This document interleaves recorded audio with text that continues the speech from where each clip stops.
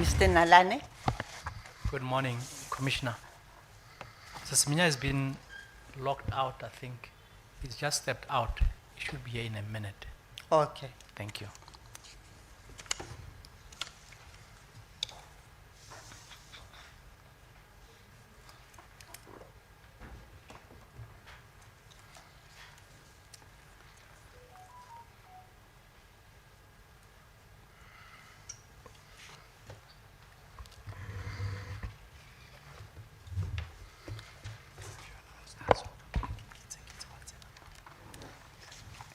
Mr. Siminya.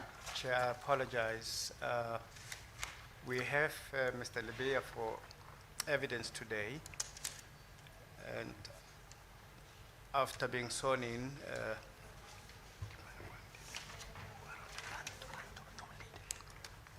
Ms. Ranto, I'm advised, will be leading the witness. Thank you.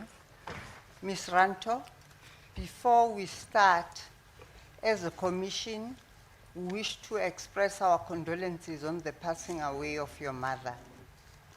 May you get the strength and may God give you the courage to go through this difficult time. And we thank you for having made yourself available, notwithstanding the difficult circumstances in which you find yourself.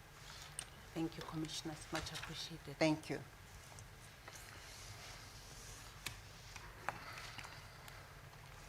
Should I say Lieutenant General Libya or Advocate Libya? Or Dr. Libby. Or Dr. Libya?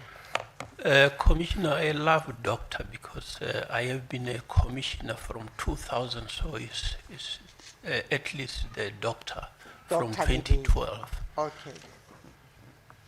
Dr. Libya, are you going to take an oath or affirmation?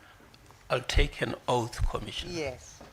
Do you swear that the evidence you will give will be the truth, the whole truth, and nothing but the truth? If so, raise your right hand and say, so help me God. I swear that the evidence that I'm going to give shall be the truth, the whole truth, and nothing but the truth, so help me God.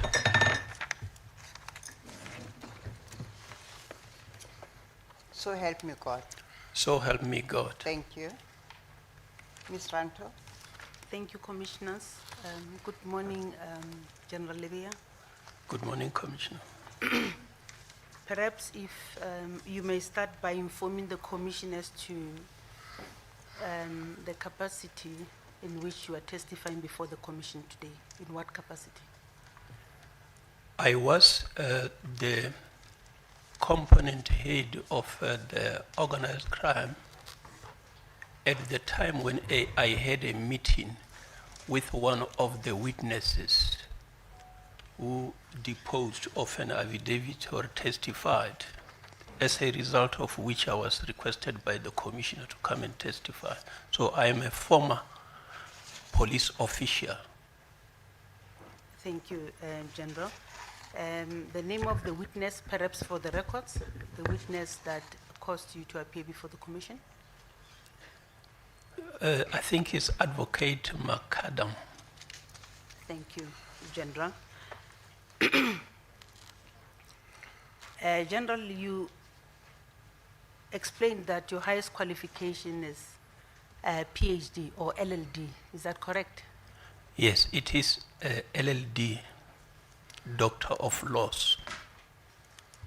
And then the commissioners have already noted that you are also a practicing advocate. It's correct, isn't it? It is correct. I was admitted in 2006. Okay, with what society are you practicing? Currently, I'm in with Johannesburg Society of Advocates. Thank you, General. Perhaps if we may then proceed to deal with your career in the South African Police Service. When I say South African Police Service, I'm referring to the mother body, and that would also include your role during the DPCI positions that you occupied. But then maybe from the beginning, can you just tell the Commission in terms of how your career began in the SAPS? On the 11th of May 1984, I took an oath to be working in the South African police force before it became a service. I went to the training college in 1985, and on the 4th of July, 1985, it was the last day of passing out at the college. I was crowned the best student of the course. From there, I went back to the station. I worked in uniform, in crime prevention, and then they called me to go to the detectives. Even before I have a driver's license, I thought maybe they should wait, but I had to accept because they needed me. I did not ask to go to the detectives. I worked in the detectives in various environments, housebreaking unit, serious cases stuff, fraud unit, commercial crime, commercial branch, different types of commercial branches, organized crime. Then I became in charge of the provincial head, specialized investigation. There is all various kind of specialized units, gold and diamond and the like. And then I became the provincial head of the detective service in Gauteng province, is the busiest one, in the year 2000.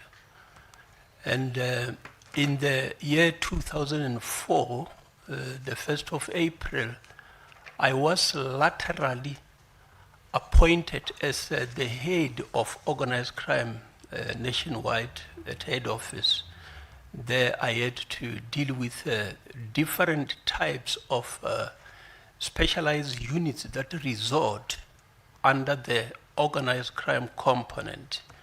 And when in 2009, when the DPCI was formed, I was coming from heading the organized crime, because the organized crime was part of those that were incorporated into the DPCI. So I was appointed provisionally by the head of the DPCI to be in charge of the component head of organized crime, as well as the acting divisional commissioner, priority crime investigations. So that is in the Hawks. And then when the Hawks was finally activated, I was later appointed as the divisional commissioner, priority crime investigations, within the Directorate for Priority Crime Investigation. And thereafter, I think that that division was phased out. And when it got phased out, I was then appointed as the Deputy National Commissioner of the South African Police Service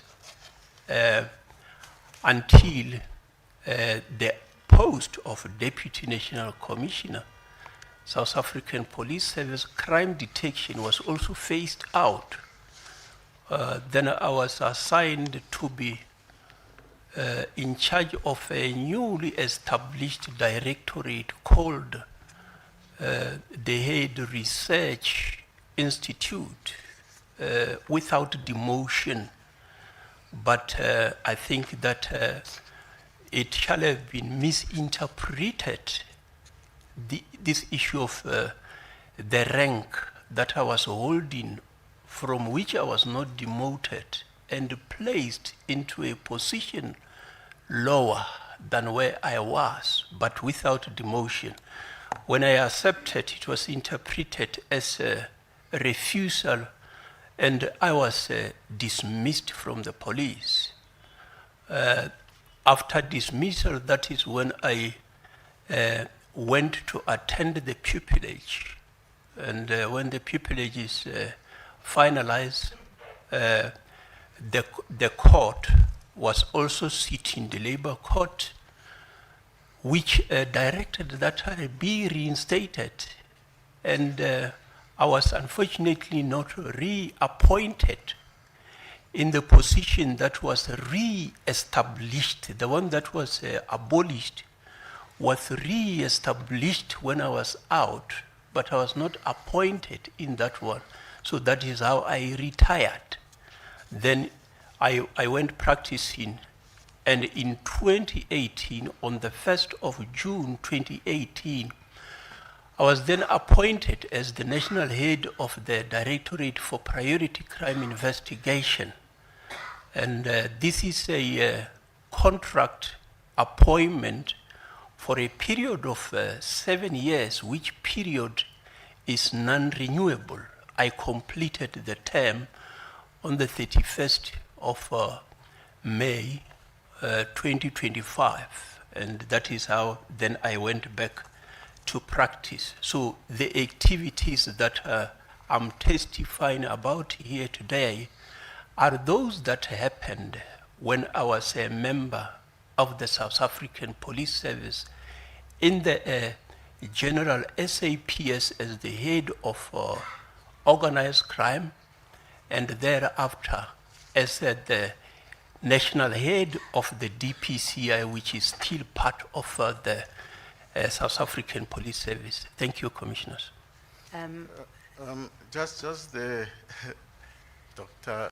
Lebea, on the 1st of June 2018 in Durban, who saw you in? The Commissioner,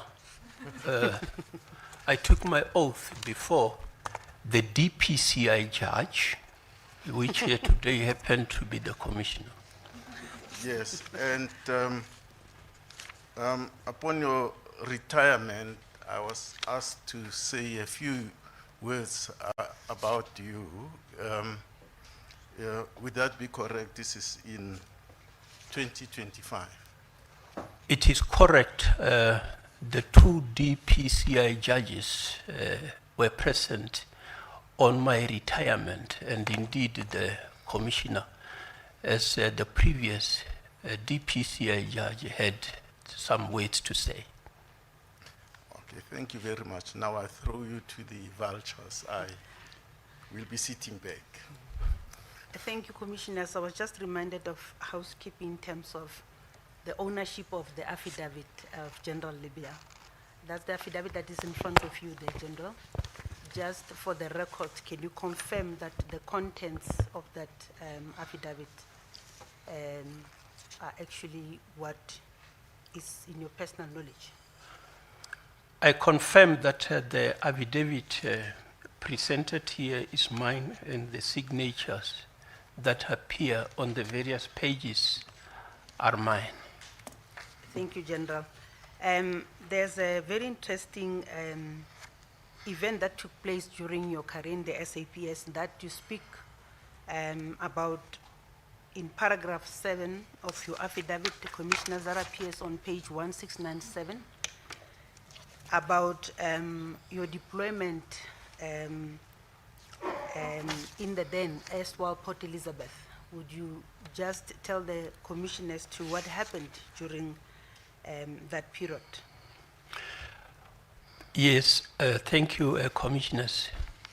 While we were still undergoing training at Hammanskraal SAP Training Academy, we were sent to the Eastern Cape, Port Elizabeth, because there were the riots that needed to be controlled. As students, we were sent there for a month, and then we came back to the college to come and complete the course. Immediately upon completion of the course, we were posted to different stations, and mine was Hillbrow, back to Hillbrow, where I actually served the days when I was still a student. But we did not go back to our various stations. We were sent back to the Eastern Cape. This time around, it was for 3 months.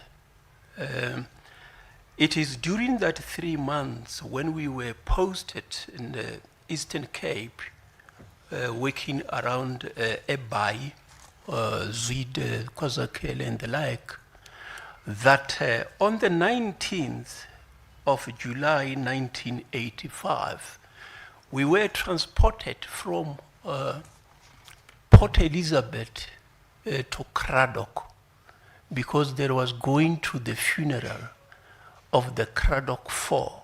There we were going to be guarding the house of police officials as well as councillors, because when the funeral takes place, there is almost a huge crowd that comes, and then the houses of police officials obviously were the targets. So I needed just to bring to the attention of the commissioners that during that period, I was at the Eastern Cape, and we didn't know at that stage as to who actually shall have been responsible for the death of these individuals.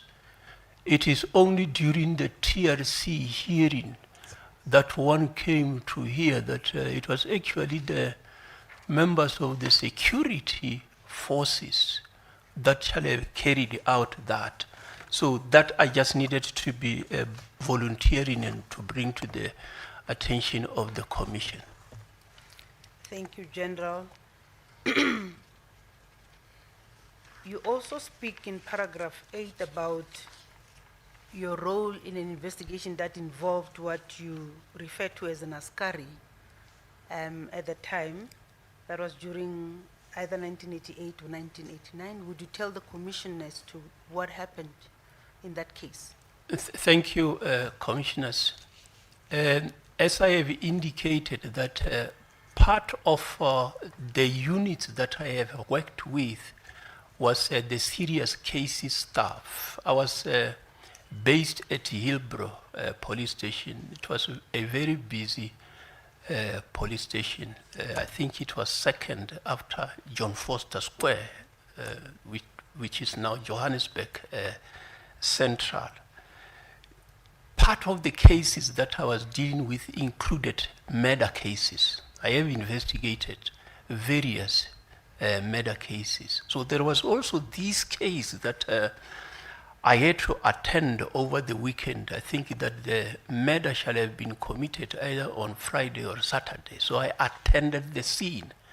And during my investigation at the scene, I picked up a photograph of the suspect.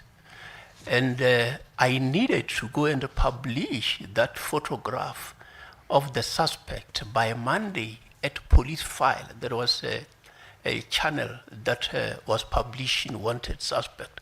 Said that I'm going to do this on Police File so that the public can help find this individual.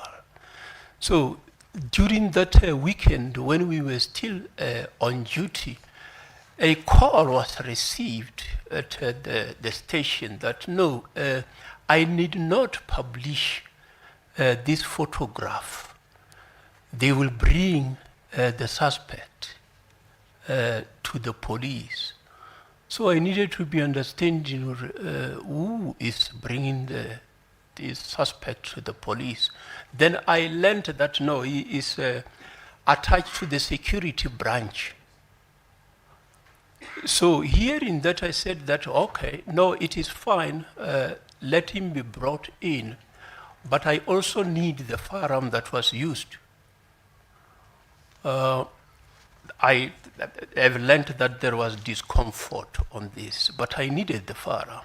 And I also said that in addition to the firearm, I need a statement from the commander of this person to indicate as to whether what he has done is what he was assigned to do. So the suspect was brought in. I charged the suspect. He was to go to court. His name, I recall the surname. He was called Ndam, because it's a strange surname in South Africa. That is why you will always remember that surname.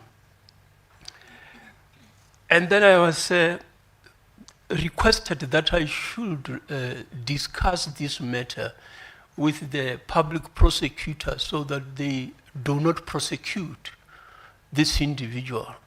I said that me discussing with the prosecutor to withdraw a case when somebody else has been killed, I will not do that one. I'll rather go and show you the prosecutor, and then somebody else can go and do that discussion. It can't be me. I'm not going to ask anyone to withdraw a case of murder. Somebody else has been killed. So I needed to be bringing this to say that for a long time there were some slight cases that may be political in nature, but my duty has to be impartial in investigation. Mine is to systematically search for the truth and the table before the prosecuting authority and make a decision. And that is what I have done in that one. So that case was taken away from me, given to another colleague of mine who also didn't want that kind of case because he knew. And then it was taken away to the other colleague, which also continued with the investigation. I don't know how it ended, but that is how I dealt with that one. That is that I was prepared to do the right thing at all times. Thank you, Commissioners.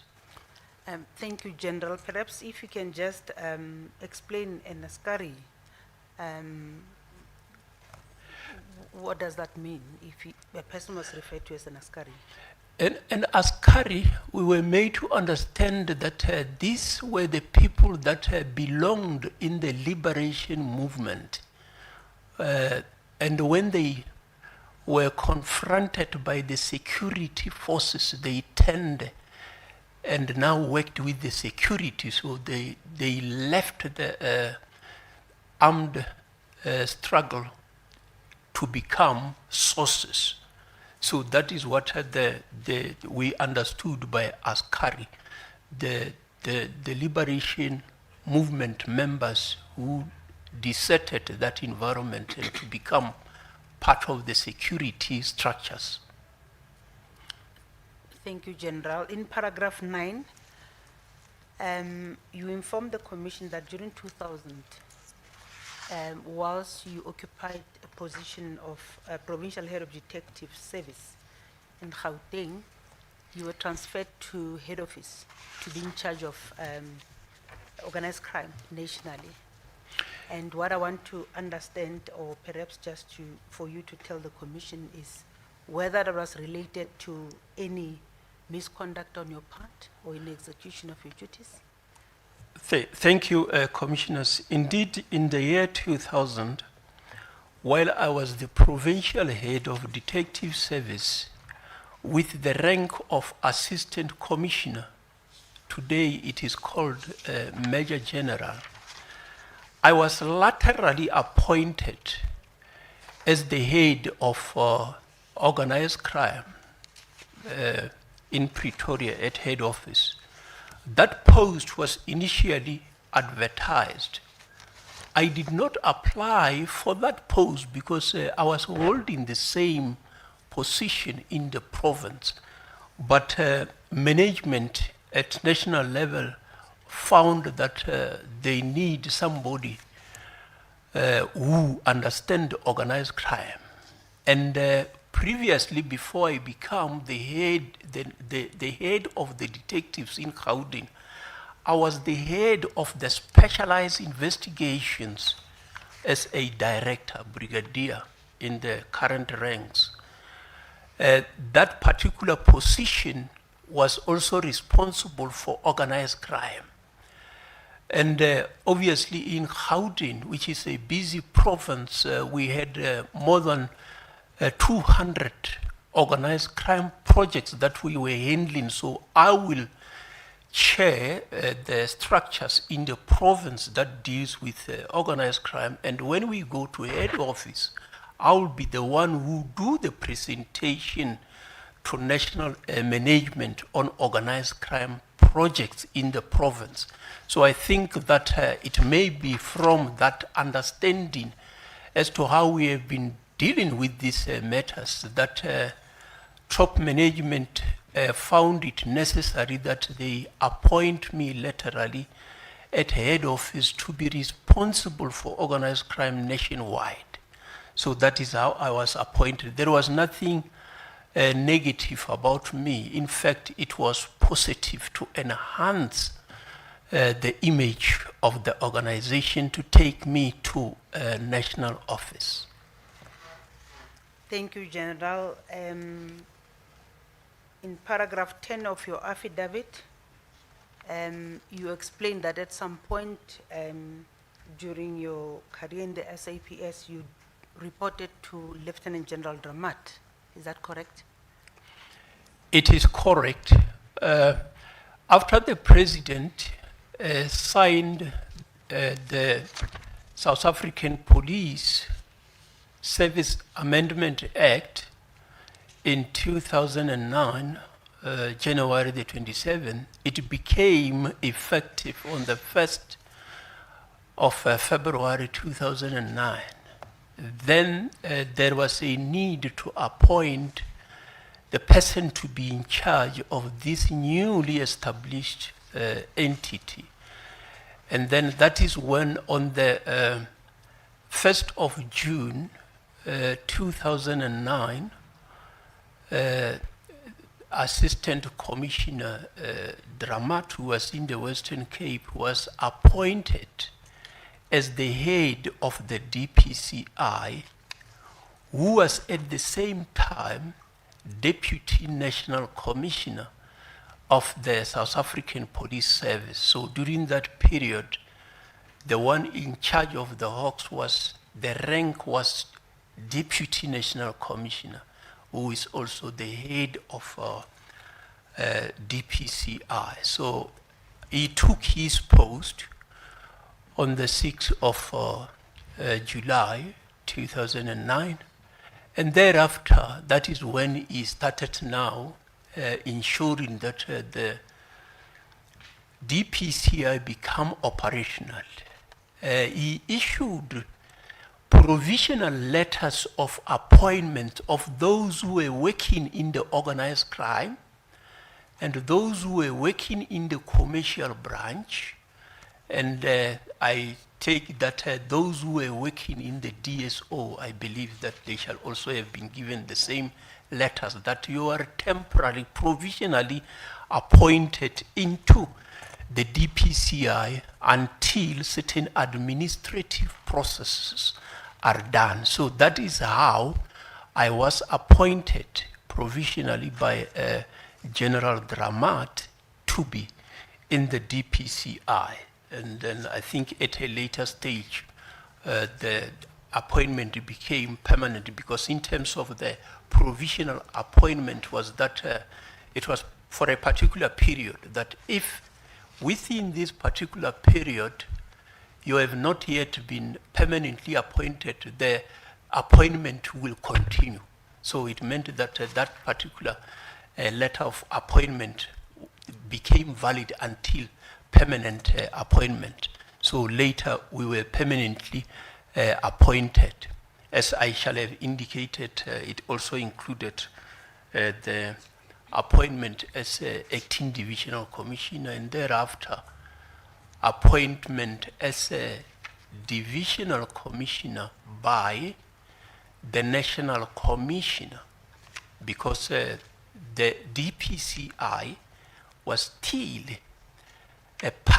a division within the SAPS.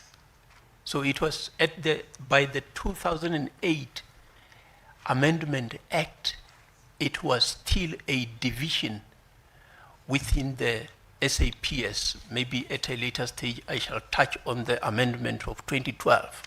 Thank you, Commissioners. Thank you, General. Let's proceed to deal with your involvement in the TRC cases.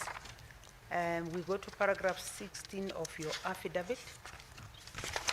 Perhaps if you can just briefly inform the Commission as to what role you played when you became the national head of the DPCI insofar as the TRC cases were concerned. When I became the national head of the DPCI, part of the mandate of the DPCI included dealing with the cases emanating from the TRC. There is a specific section within the component of serious organized crime called crimes against the state that deals with this kind of cases, be it terrorism and the like, so they are all handled there. So I found that those cases are still there. And as I shall have indicated that these are old cases emanating from pre-democracy. So I needed to ensure that these cases receive attention. And the DPCI was under a serious strain of capacity personnel, limited capacity. But I needed to ensure that these cases also receive attention. So I have obviously made some means to ensure that we get more capacity, which I think in some other paragraph I'll be indicating, where I have asked for additional finance so that we can recruit more personnel so that they can deal with these cases of TRC, because they are old and they also need to be finalized, which I think that I will deal with that. But obviously I had to put some mechanism in place to ensure that these cases receive attention so that they can be finalized. Thank you, Commissioners. Thank you, General. Paragraph 17 of your affidavit, you refer to some interaction you had with attorneys representing some of the families or acting for the victims' families. Can you tell the Commission briefly as to what your interaction was about?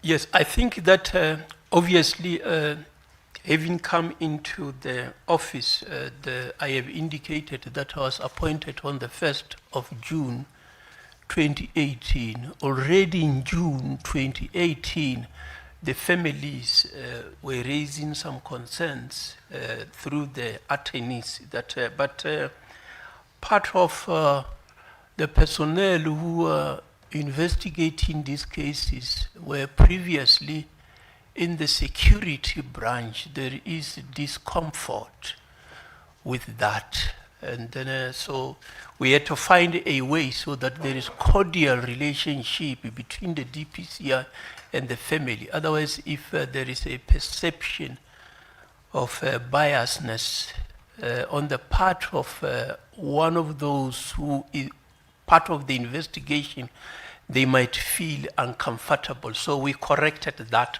so that the cordial relationship can continue. Thank you, Commissioner. Do you remember which attorneys were representing the victims' families? The firm of attorneys that you interacted with? The lawyers representing those families?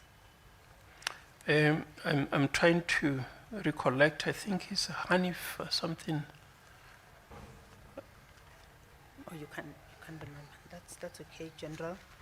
And then perhaps if you can just inform the Commission as to who the officer's name or what the officer's name was, the one that the families were complaining about. I think it was Captain Simpson. Thank you. And then in paragraph 18, you inform the Commission about the report on the 34 TRC cases that were being investigated by the 12 members. Can you just briefly tell the Commissioner how you came about that investigation? Yeah, obviously after receiving this letter from the attorneys and then having understood that those cases are still there on hand, I needed a report on this from the section that deals with this matter. And then that is how then they compiled the list, and then by that time there were then 34 cases. So from the original 10 that were there, maybe 2009, these cases were 34. But I still needed to be understanding, are these the only cases related to the TRC? So it meant that the work had to start there. I had to put that team, that there must be a team that deals with these cases. I need a constant progress report so that I can monitor the development. So in terms of the hierarchy of the structure of the DPCI, you have got the national head, you have got the deputy national head, you have got the divisional commissioner, and you have got another layer, the component heads. These component heads include the component head of serious organized crime. It is under that component head of serious organized crime that you have various sections. Among these sections is the crimes against the state headed by a brigadier. It is in that space where these members, the colonel was resorting.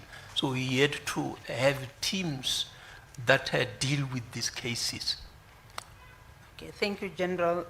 In the same paragraph, there's a captain referred to there. You'll see where you're listing the officers that were involved. There's a Simpson there. Can you confirm this is the same Captain Simpson that was subsequently removed as part of the investigators? Yes, that is the captain that was subsequently relieved of that, okay, so that we can maintain that cordial relationship with the families. Thank you, General. We go to paragraph 19. You did inform the Commission about the resource constraints, which situation led to you requesting more budget in order to enhance capacity to make sure that the TRC cases were being attended to. Can you just briefly explain to the Commission what mechanisms you put in place to procure the services of these additional resources? Yes, working closely with the National Director of Public Prosecution, which the Deputy National Director of Public Prosecution was directly coordinating with myself, we found it necessary that there is a need to increase the capacity, because the capacity of the DPCI, I have raised that constantly in various forums, that the DPCI is operating with 50% capacity, and there is a lot of work that needs to be done. So various priorities, because all the cases that are with the DPCI are classified as national priority offenses. So which means that every case that is with the DPCI need priority attention. And there were more than 20,000 of these matters. And you have got less than 3,000 personnel. And when you divide them in the provinces, that number is tiny, because one case requires more personnel. As an example, you'll find that people say that, but this VBS must be finalized. And you put 20 members to deal with that. And when the IDEC is established, ID in the NPA, they say we need personnel, can the DPCI assist? you can't refuse, because if you refuse, it will seem like you are not supportive of the government initiatives. Then you give them 15 investigators, but you know in your environment that there is a lot of cases that need attention, various cases. It's not only the TRC, you have got the July unrest, you have got the cases emanating from the Zondo Commission and others.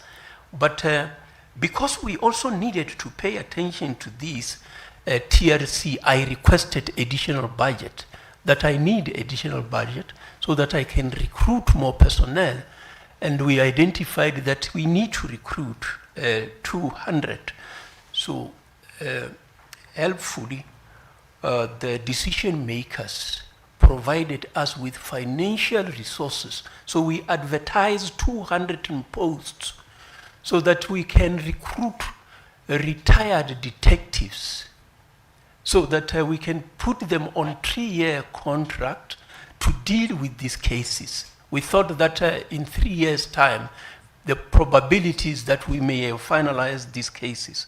So that is how we advertised the post. And after advertising the post, we had to go through the process of selection, because you can't just take anyone who applies. Some of them, the credentials will not be suitable for the kind of work. So we only managed to get 104 from those 200 posts that were advertised. And out of those, because the other environment also needed capacity, I allocated 40 investigators to specifically focus on the TRC cases. So that is how we tried to ensure that there is a priority attention given to the TRC cases. Thank you, Commissioners. Thank you, General. So would I be Ms. correct? Ranto, can I ask a question? Dr. Lebea, so in 2021, if I understand you correctly, that's the first time that dedicated investigators were appointed for the TRC cases. Commissioner, these are additional. Additional. As I shall have indicated that there were always those 12 that I mentioned previously. They were there, but 12 is limited. We needed additional. Okay. So And this was additional. I see, thank you for that. In paragraph 18, you gave us the names of those 12 members. Now, they were a part of the crimes against the state component. Were these 12 members dealing exclusively with the TRC matters, or were their responsibilities spread throughout the CATS subject matter? No, they were dealing with CATS subject matters. Okay. So it was not exclusively only for TRC cases. There will be other cases. Okay. So 2021 then is really when we had exclusive investigators for the TRC. That's correct. That's correct, Commissioner. Thank you, Commissioners. Just to confirm, what you informed the Commission was that of the 104 posts that were allocated or for investigation, 40 were given to the TRC cases. Is that correct, General? That is correct, Commissioners. And that would have meant majority of the posts went to the TRC cases, considering that all these 104 had to deal with various types of investigations that are involved in the DPCI. That is correct, Commissioner. So obviously what we had in mind is that when the number of cases increases, you can always add the personnel, but you can't put more when the cases are still going to be unearthed, because they were not there. So they have got to go and determine where are the cases. So when the number increases, you can always increase. Thank you. Okay. Thank you, General. And then You stated in your affidavit that on 1st November 2022, there was an appointment of a national coordinator responsible to liaise with other government departments. The name of the coordinator, if you may inform the Commission who the national coordinator is or was. The name of the coordinator was Kenelo Nkuna, who was also appointed in terms of this 104 posts. Thank you, General. And then you stated in paragraph 22 about letters that were addressed to various government departments, inclusive of the National Archives and Records Service of South Africa. Can you tell the Commission what the letter was about and why was it necessary to write such a letter? Yeah, this kind of cases were old ones. It's unlike investigating an ordinary murder one where you are going to get witnesses and then you get all the necessary evidence. In this kind of investigation, you are dealing with a historical type of information. Some cases were reported in the past, some you find the information in the archives, and then it is in different departments. So you needed officials in those environment departments to be able to collaborate with us, because the members, the investigators were struggling to get this information. So I needed to communicate at higher level that you appoint a coordinator in your department so that the investigators must be assisted to get the information that is needed. So that is why I had to write these letters to the various departments so that they can cooperate and assist the investigation team. Thank you, General. We proceed to paragraph 23 of your affidavit, where you stated that you received commendation letter from Foundation for Human Rights in response to the good progress that you were making at the time. Can you tell the Commission about that? Thank you, Commissioners. As I've indicated, investigation work, you need collaboration with the witnesses and the families. And I think that the Foundation for Human Rights also saw that there is commitment from the DPCI to work on these matters, which I think that's why they have written this letter of appreciation, recognizing, seeing the commitments that we are putting in place, the efforts that we are putting in place. Thank you.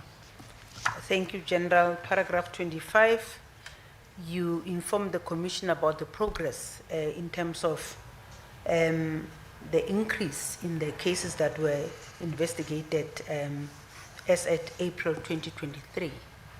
Can you briefly just inform the Commission in terms of how you progressed to that number? Yes, as I've indicated that when I asked for the first report, there were 34 cases. Now, when they continue, you can see that by April 2023, there were already 140 cases, because they need to be dealing with all of those TRC matters. So whenever they come across a case that need attention, they will always add to that list so that no case is left unattended. Thank you. Thank you, General. Now we can deal with specific response to the Rule 3.3 notice that was served on you by the Commission. And in paragraph 26, I'm not going to ask you to read what is stated there. It's basically the contents of the notice that was served on you by the Commission. Can you confirm that indeed these were the contents of the notice that was served on you? I confirm that this is the exact content of affidavit. Thank you, General. In paragraph 27 of your affidavit, you make specific reference to the paragraphs 35 and 36 of the affidavit of Advocate Raymond Christopher McAdam that's been referred to in the Commission's notice. Is that correct? It is correct, Commissioners. And perhaps if you can just specifically refer the Commission to what you found as an area of interest in reference to that affidavit of Advocate McAdam. You deal with that in paragraph 27. Thank you, Commissioners. Looking at the affidavit of the family of the victim, Mr. Kalata, I noted that in paragraph 35 and 36 of the affidavit of Advocate McAdam, he specifically stated the following. Ultimately, I met with Assistant Commissioner Levia on 26 November 2009, where the issue of conducting investigation was positively discussed, resulting in me writing a letter of 18 January 2010 attached hereto as annexure RCM 7. As a result thereof, Senior Superintendent Bester was appointed to oversee the investigation of 10 cases I had identified. Here, however, an adverb positively, which was used by Advocate McAdam in his affidavit, is conveniently omitted in the affidavit of Mr. Kalata. It is this word that I needed to highlight, that McAdam has said what he said, but in coming to rephrase this word to show that there was a collaboration positively was omitted. I think that it is important that it should have included. Thank you, Commissioners. Thank you, General. You do confirm that you had a meeting with Advocate McAdam on that specific date being mentioned in that paragraph? Indeed, I confirm, Commissioners, that I had a meeting with him, and that is where the 10 cases that he referred to was identified. And is your evidence before the Commission that that meeting yielded positive results? Yes, I do confirm that it yielded a positive result, because at that level, I had to allow that, let the operators do the work. And that is how the Colonel had to lead the investigation, Colonel Bester, to continue with the team that is saving. Thank you, And, General. Ms. Ranto, so when Colonel Dr. Labea, when Colonel Bester was appointed, who on the ground was dealing with the investigation of these matters? All of these cases, Commissioners, were conducted at national level. So there were members under his command, and I don't know how they had booked each case to which member. But obviously, you look at the command structure. It's you, Colonel. You have got members working with you. And then how many are they? So he will decide. It was only at national level. By that time, the crimes against the state cats, I think, was only at national level. We had to, it is only at a very late stage in the DPCI that we created some other branches in the provinces, but it was at national level. So Bester was at national level. These members that were investigating at that stage were at national level. Okay. So they were dealing not with these TRC cases exclusively, they were dealing with all the CATS matters. Yes, no, they were not dealing exclusively with TRC cases. They were dealing with all cases that are classified as crimes against the state. Yes, thank you. Thank you, Commissioner. General, over and above your meeting with Advocate McAdam to discuss the 10 cases, you stated in paragraph 28 that you never had any other interaction with him thereafter. Is that correct? That is correct, Commissioners.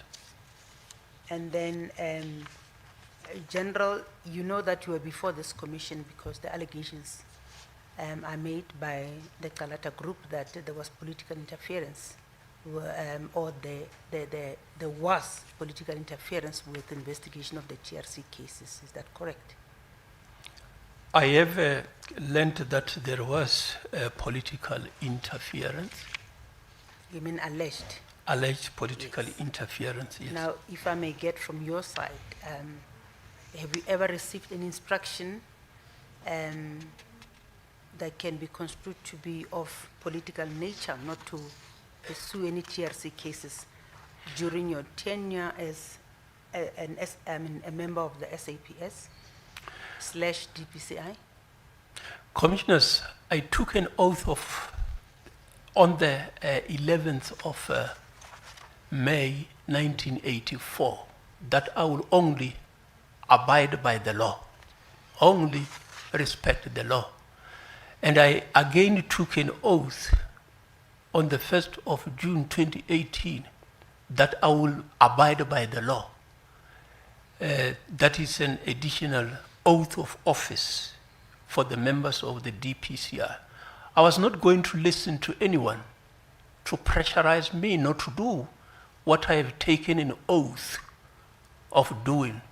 I think that the history will tell as to how I have been treated when I was straightforward with doing my work. I was not going to listen. Nobody has ever approached me not to do my work.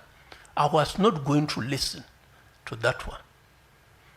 And have you ever instructed or influenced anybody to conduct themselves in that manner? I have never instructed anyone not to do his work, and I will not do it.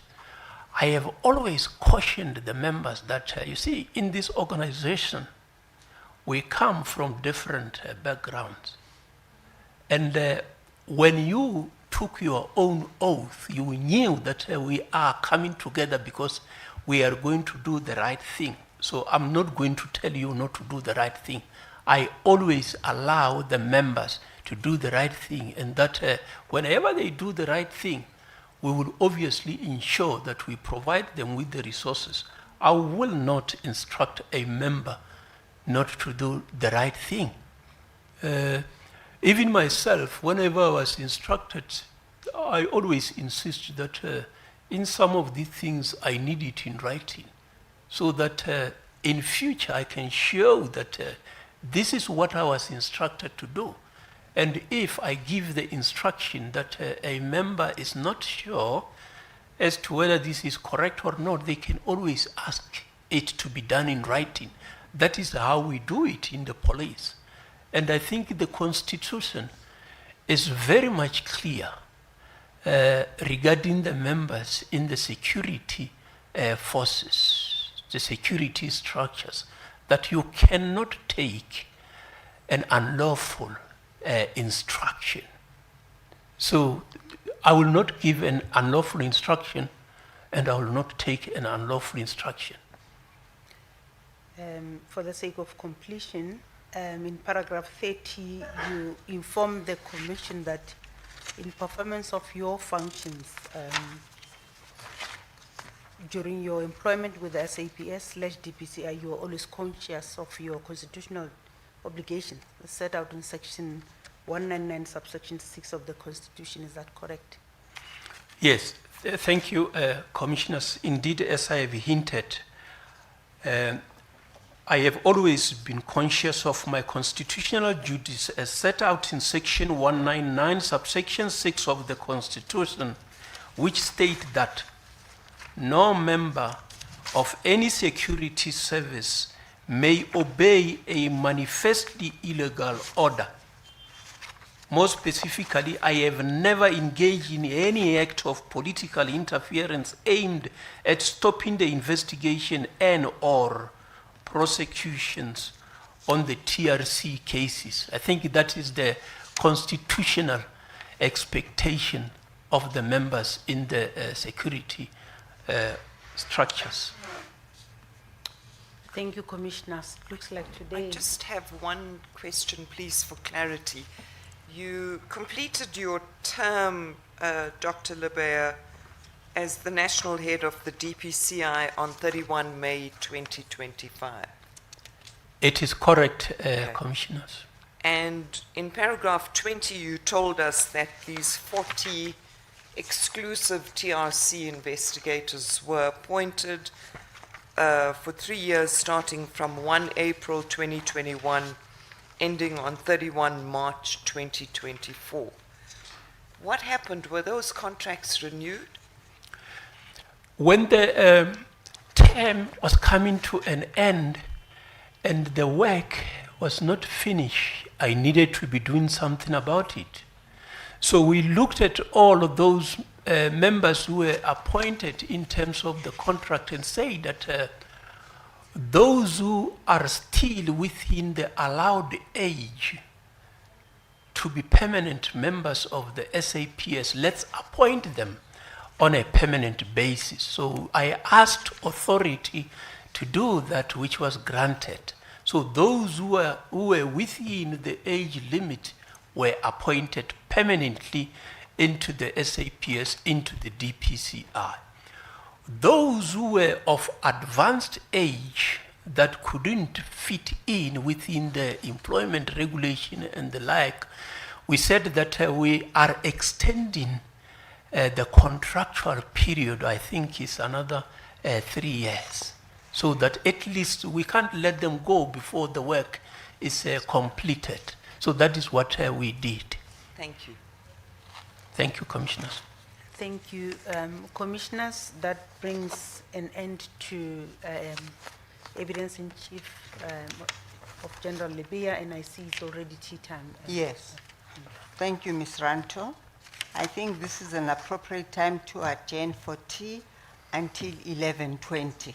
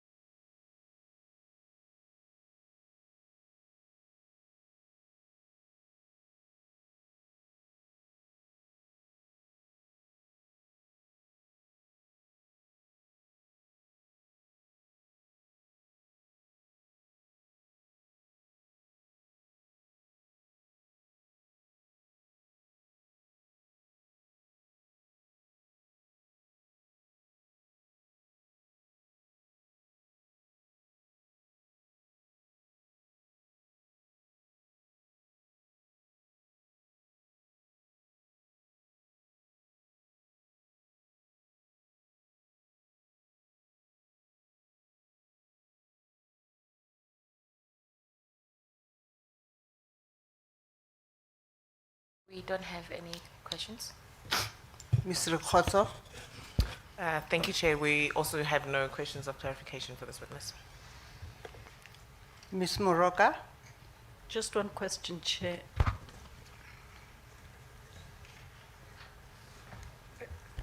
Good morning, Doctor. You spoke in your affidavit, paragraph 21 of your affidavit, about, if I might just get there.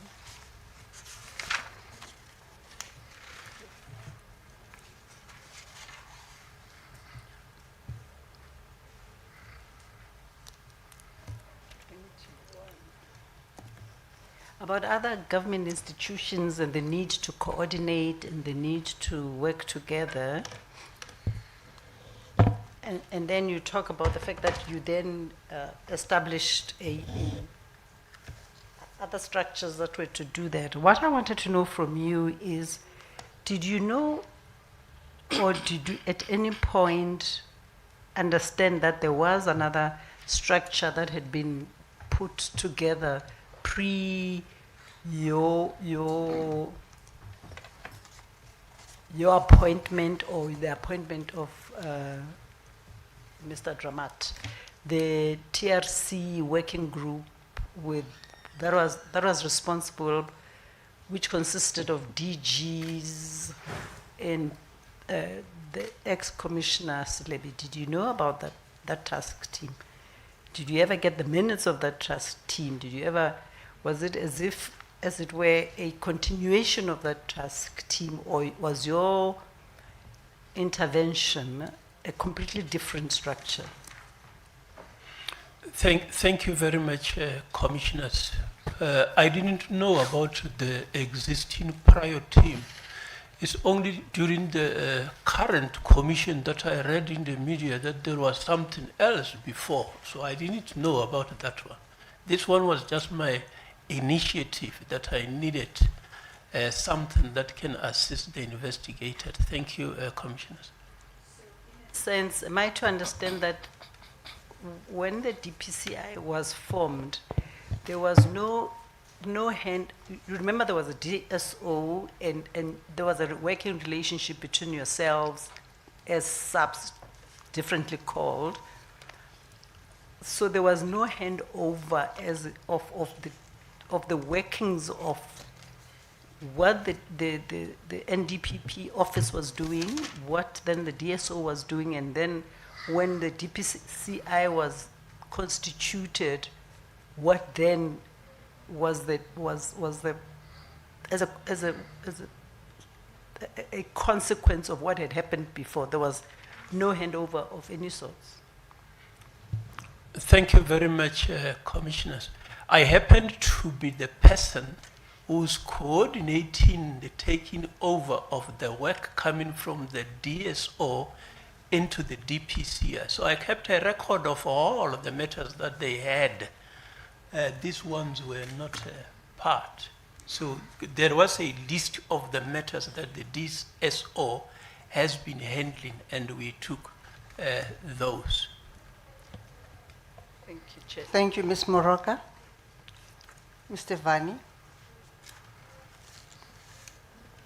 Chair, we do have some questions by way of clarification. Yes. Firstly, Dr. Lebeya, thanks for your cooperation with this commission and for coming to testify today. I should mention from the outset that from the perspective of the families, we don't regard you as a person of interest, and we don't think that you should have been issued with a Rule 3.3 notice, which is reserved for implicated persons. We do think, though, that you have very useful information to give to the Commission, so we think you should rather have been called here under Rule 7.1, but I just wish to make that clear to you.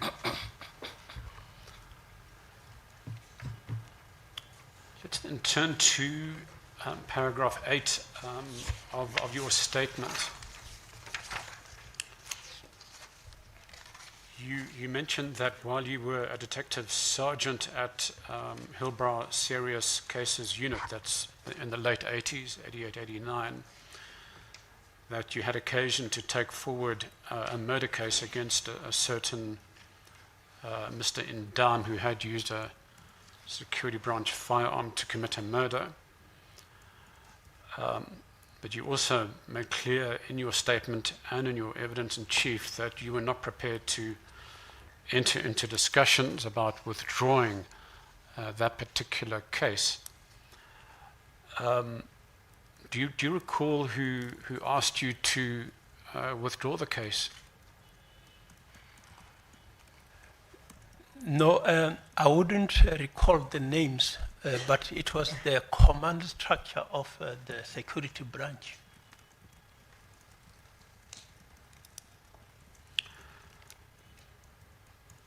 And I think you mentioned you couldn't recall whether the case was actually withdrawn or not. At that moment, it was not withdrawn because it was later handed over to another member who I understood he didn't like this case because it seems to be tainted. And then it was handed over to the other one, so it was still appearing on the court roll.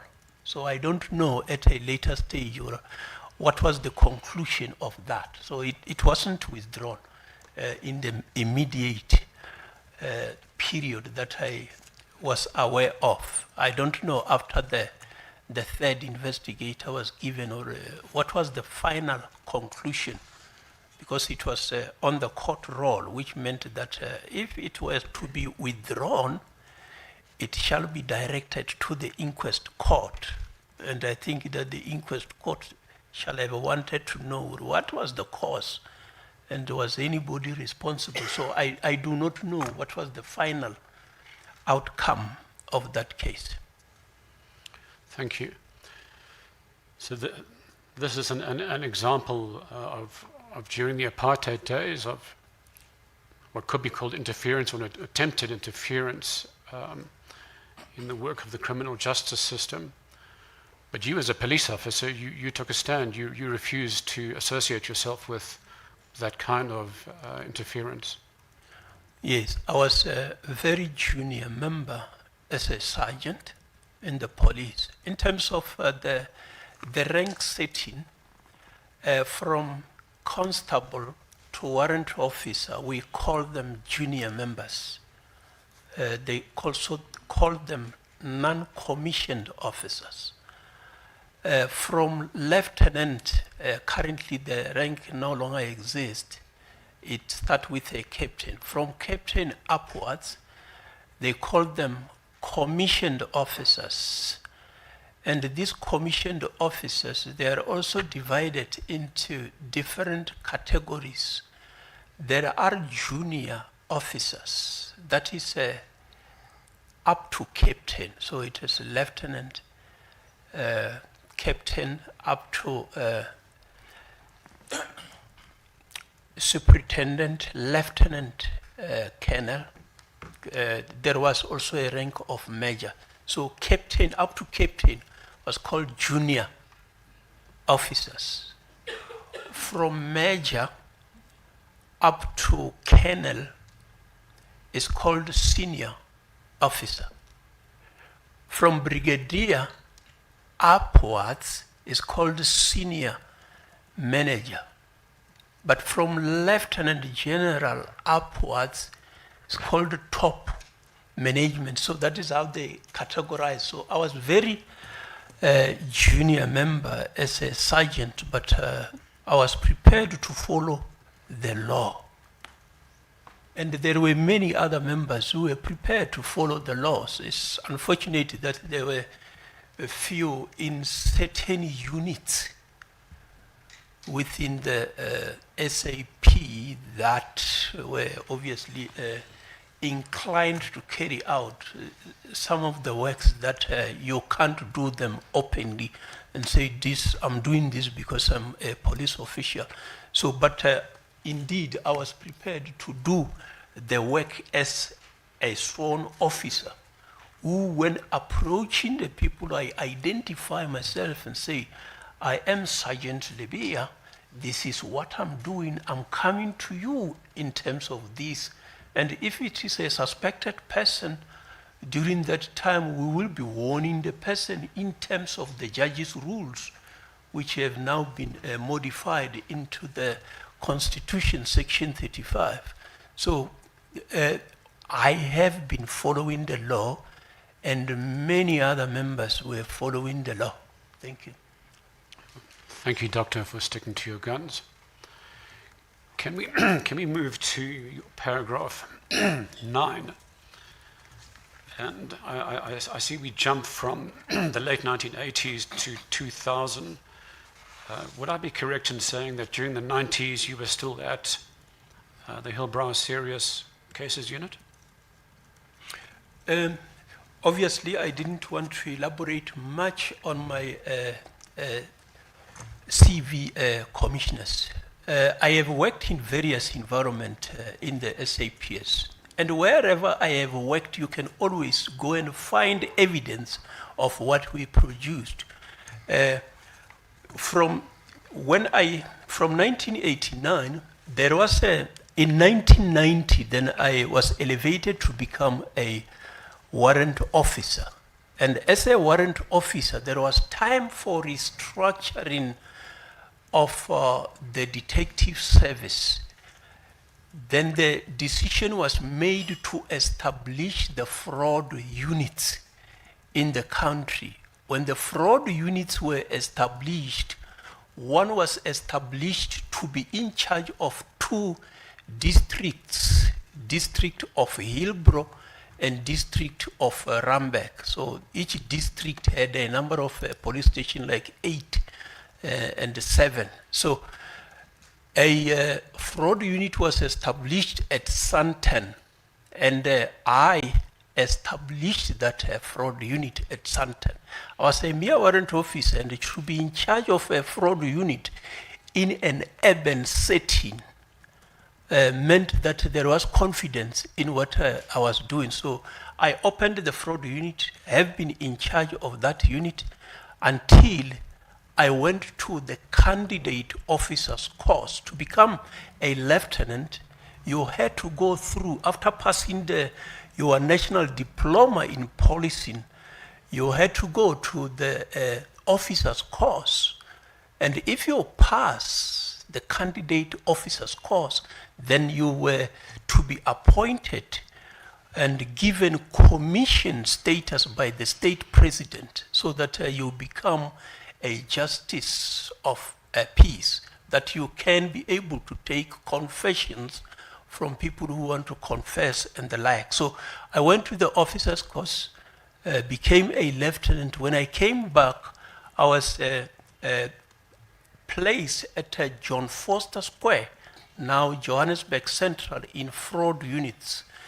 I was not in charge there. There was a lieutenant colonel who was in charge, a captain, the deputy, then I was the lieutenant to be the third in charge. So, but they gave me the responsibility to manage that, which I liked, because it actually gave me an opportunity to learn in a bigger station, John Foster Square, dealing with a number of police stations. But I have always wanted to be working in the commercial branch, because the commercial branch was dealing with more complicated and more serious cases, dealing with more than 60 acts of parliament, as well as the common law crimes. So I asked to be placed there in the commercial branch. So I was placed in the commercial branch, and then I was given to be responsible for Valita squad. And I think I worked with those cases, and I think that it is during that period that I identified the lacuna in the law where possession of foreign forged banknotes was not a crime. And then I requested that this thing need to be criminalized, because we are finding people in possession of these, whereas in the rands it is a crime, but in foreign currency is not. You are waiting for a person to start dealing before you can charge. So I worked in the commercial branch. You can find evidence of me working there because one of the captains stole my docket there. And I investigated which captain was given 5 years imprisonment for stealing my docket. I was later appointed as a superintendent in 1996 because when the new system dispensation came into place in 1994, I was already a captain. I hadn't been a lieutenant, now I was a captain. So I was later appointed as a superintendent, today's lieutenant colonel, in what was started as a representativity and equal opportunity program, REOP. It was later changed to be Accelerated Management Development Program.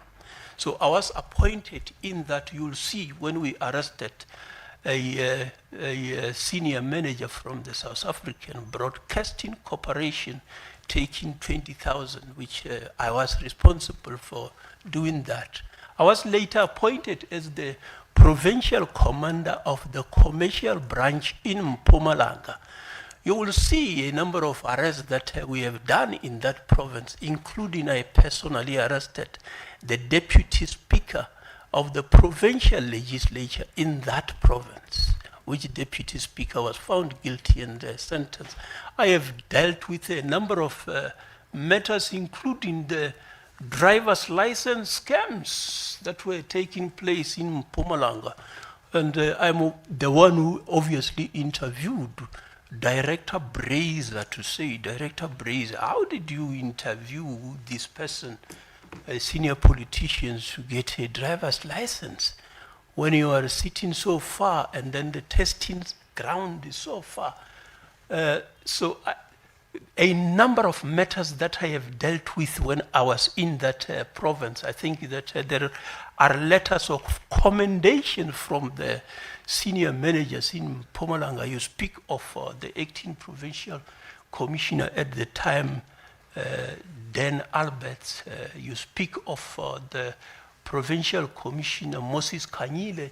You'll find commendation of the work that we produced there. That is before I come back to Gauteng to become a director for specialized investigations, diamond and gold, motor vehicle, and the like. So, and then becoming the head of the detectives, then I deal with everything of crime in the province of Gauteng. It was the busiest.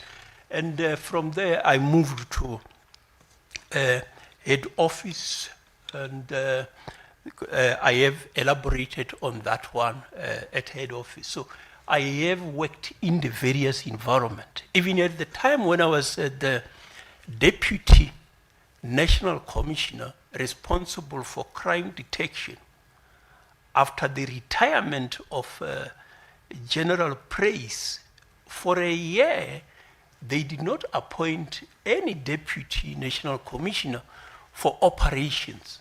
So I was appointed to act in that position in addition to my position as the Deputy for Crime Detection. So for a year, I was responsible for 2 directorates, which meant that I have got to double the effort so that both these 2 environments need not fail. So that is part of the work that I was doing. And I have represented the country in the Southern African Regional Police Chiefs Cooperation Organization, which is called SARCO. I was chairing the Permanent Coordinating Committee, which is the operational body of the SARCO. I also established such body in the SAPS, called the SAPS PCC, to ensure that all the activities in the SARCO structures are coordinated in the country.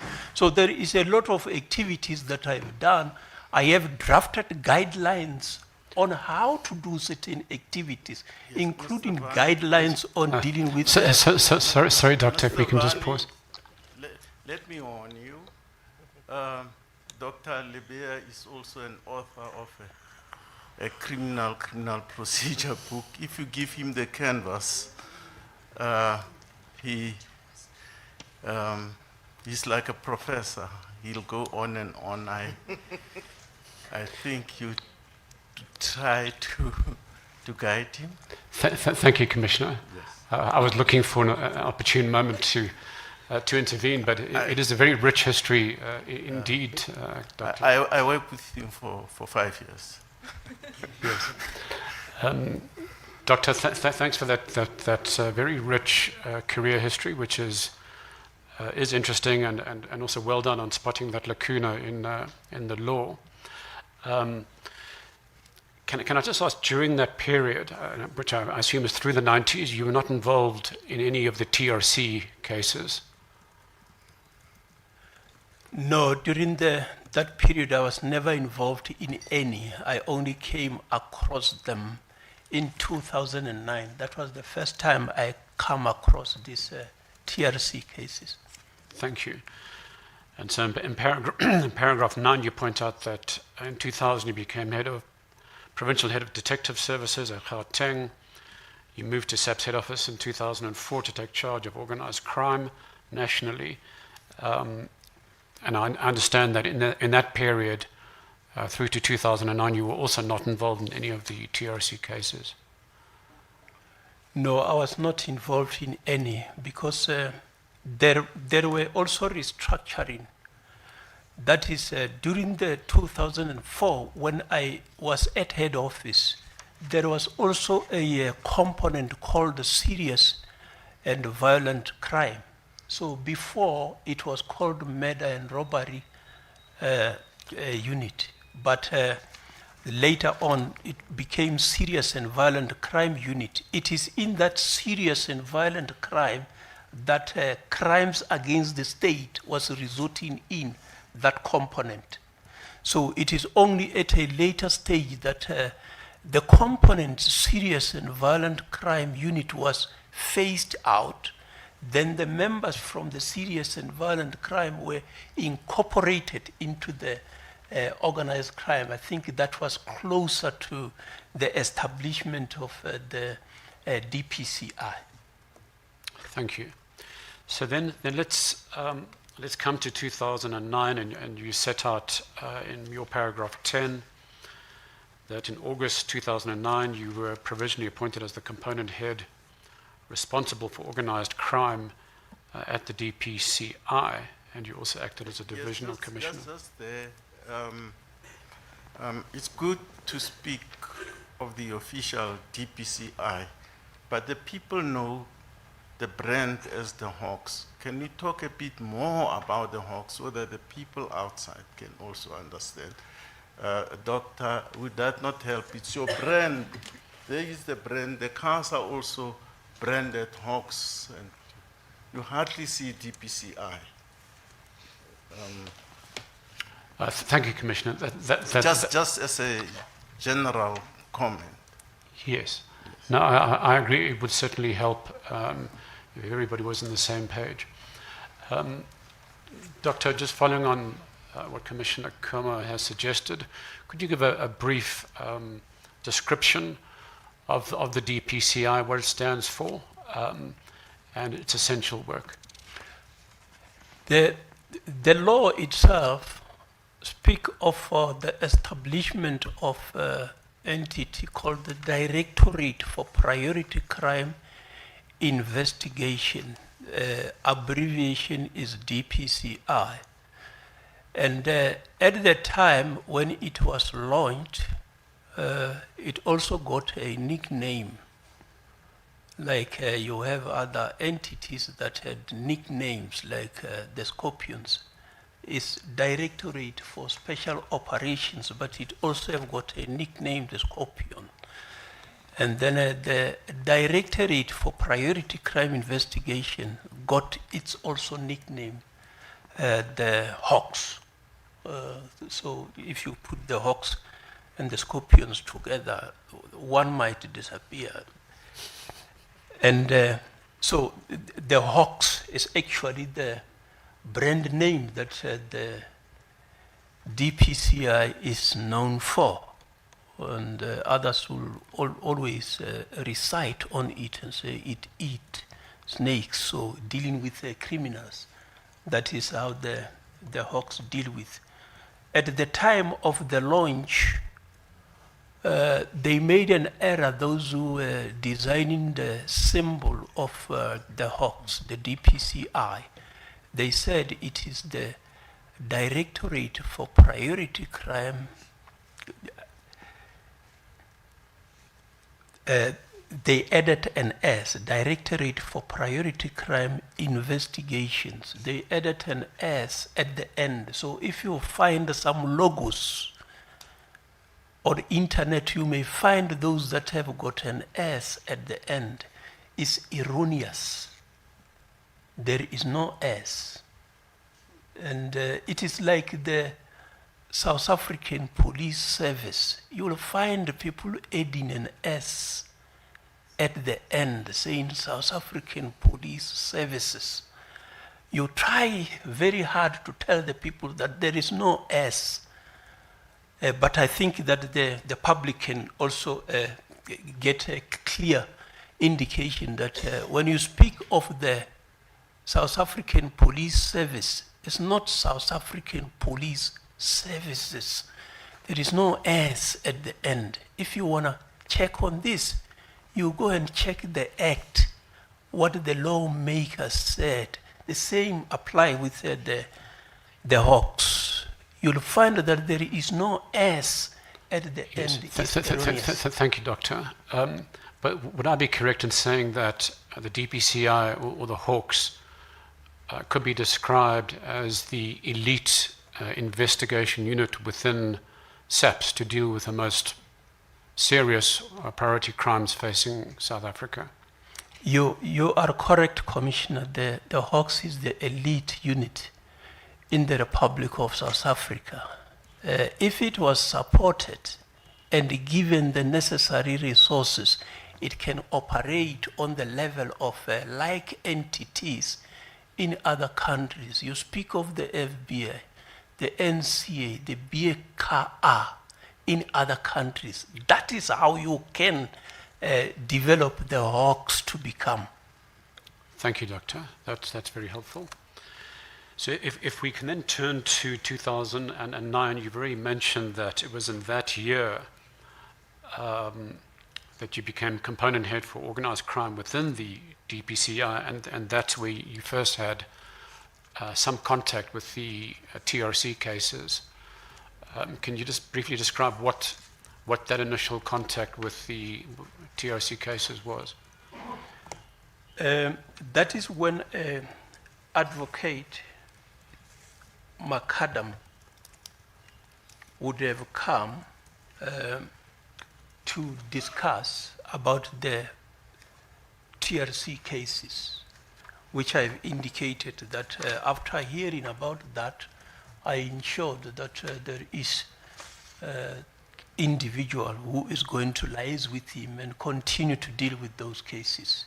And I think that from that time, he indicated that he was satisfied that they started dealing with those matters, although there were few in number.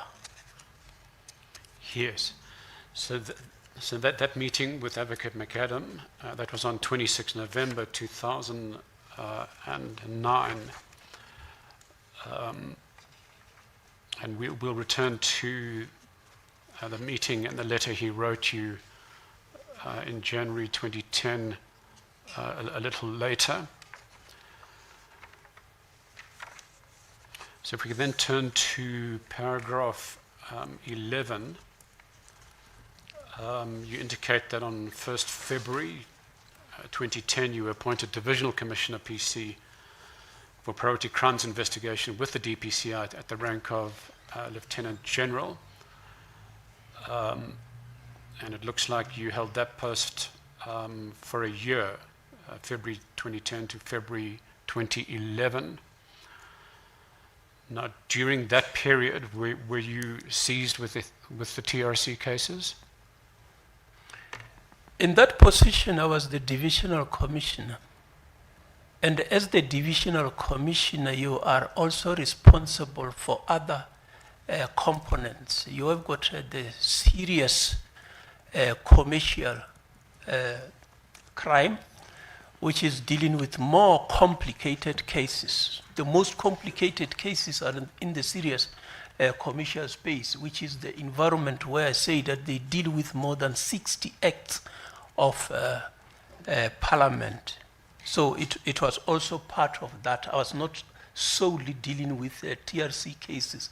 TRC cases will be under the component serious organized crime, and then there is a section below that component. So I deal with component heads, but the matters in their space, they have got to account to me. So that is part of the cases that I was dealing with. There were also other matters that demanded more attention, things like the crime intelligence matters.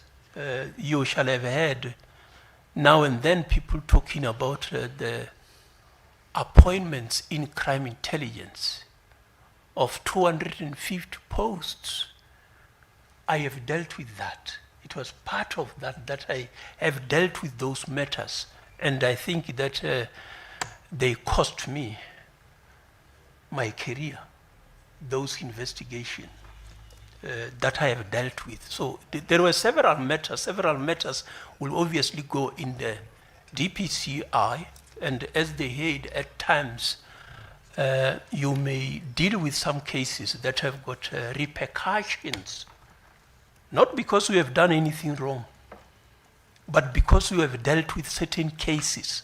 So I'm just hinting that it was not only TRC matters, there were many other serious matters that we have dealt with. Thank you, Commissioners.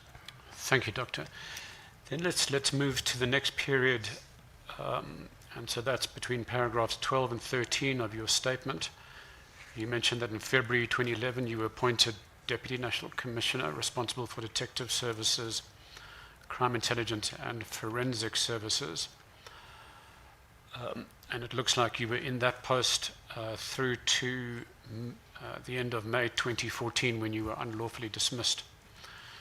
So again, same question, between February 2011 and May 2014, in that post were you seized with the TRC cases?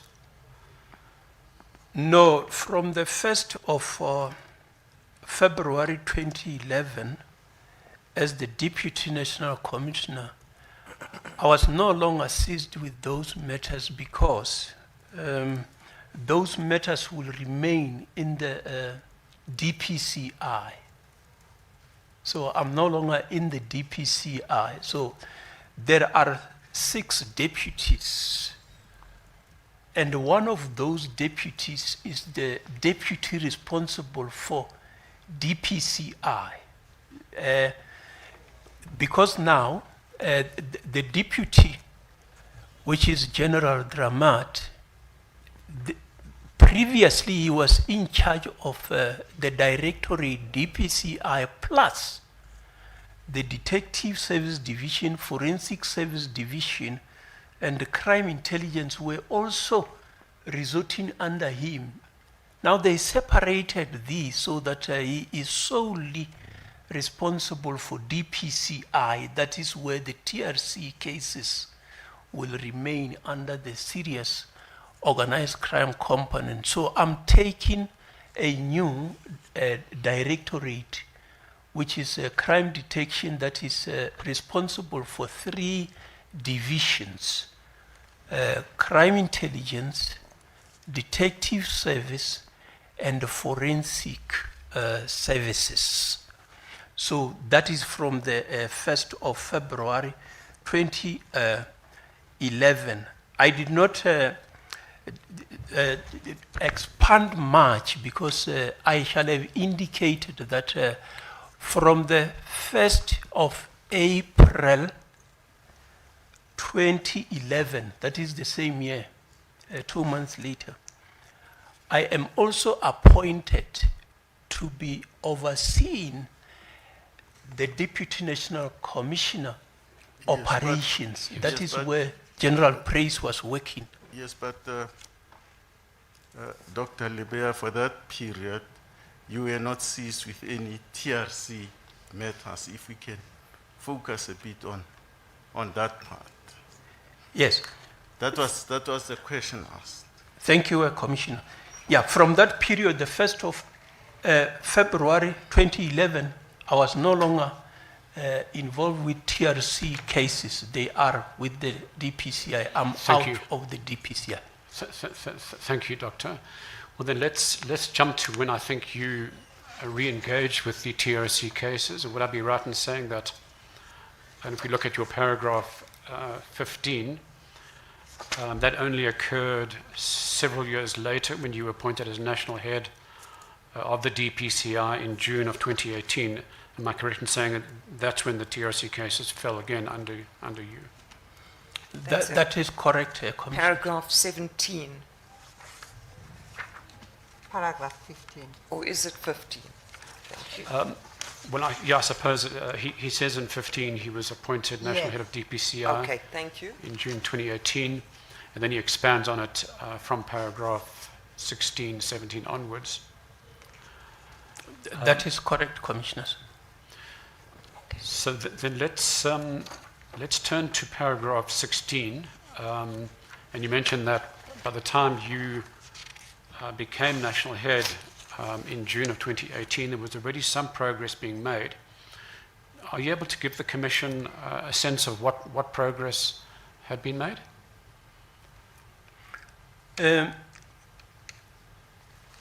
Obviously, at the initial stage, there were 10 cases. When I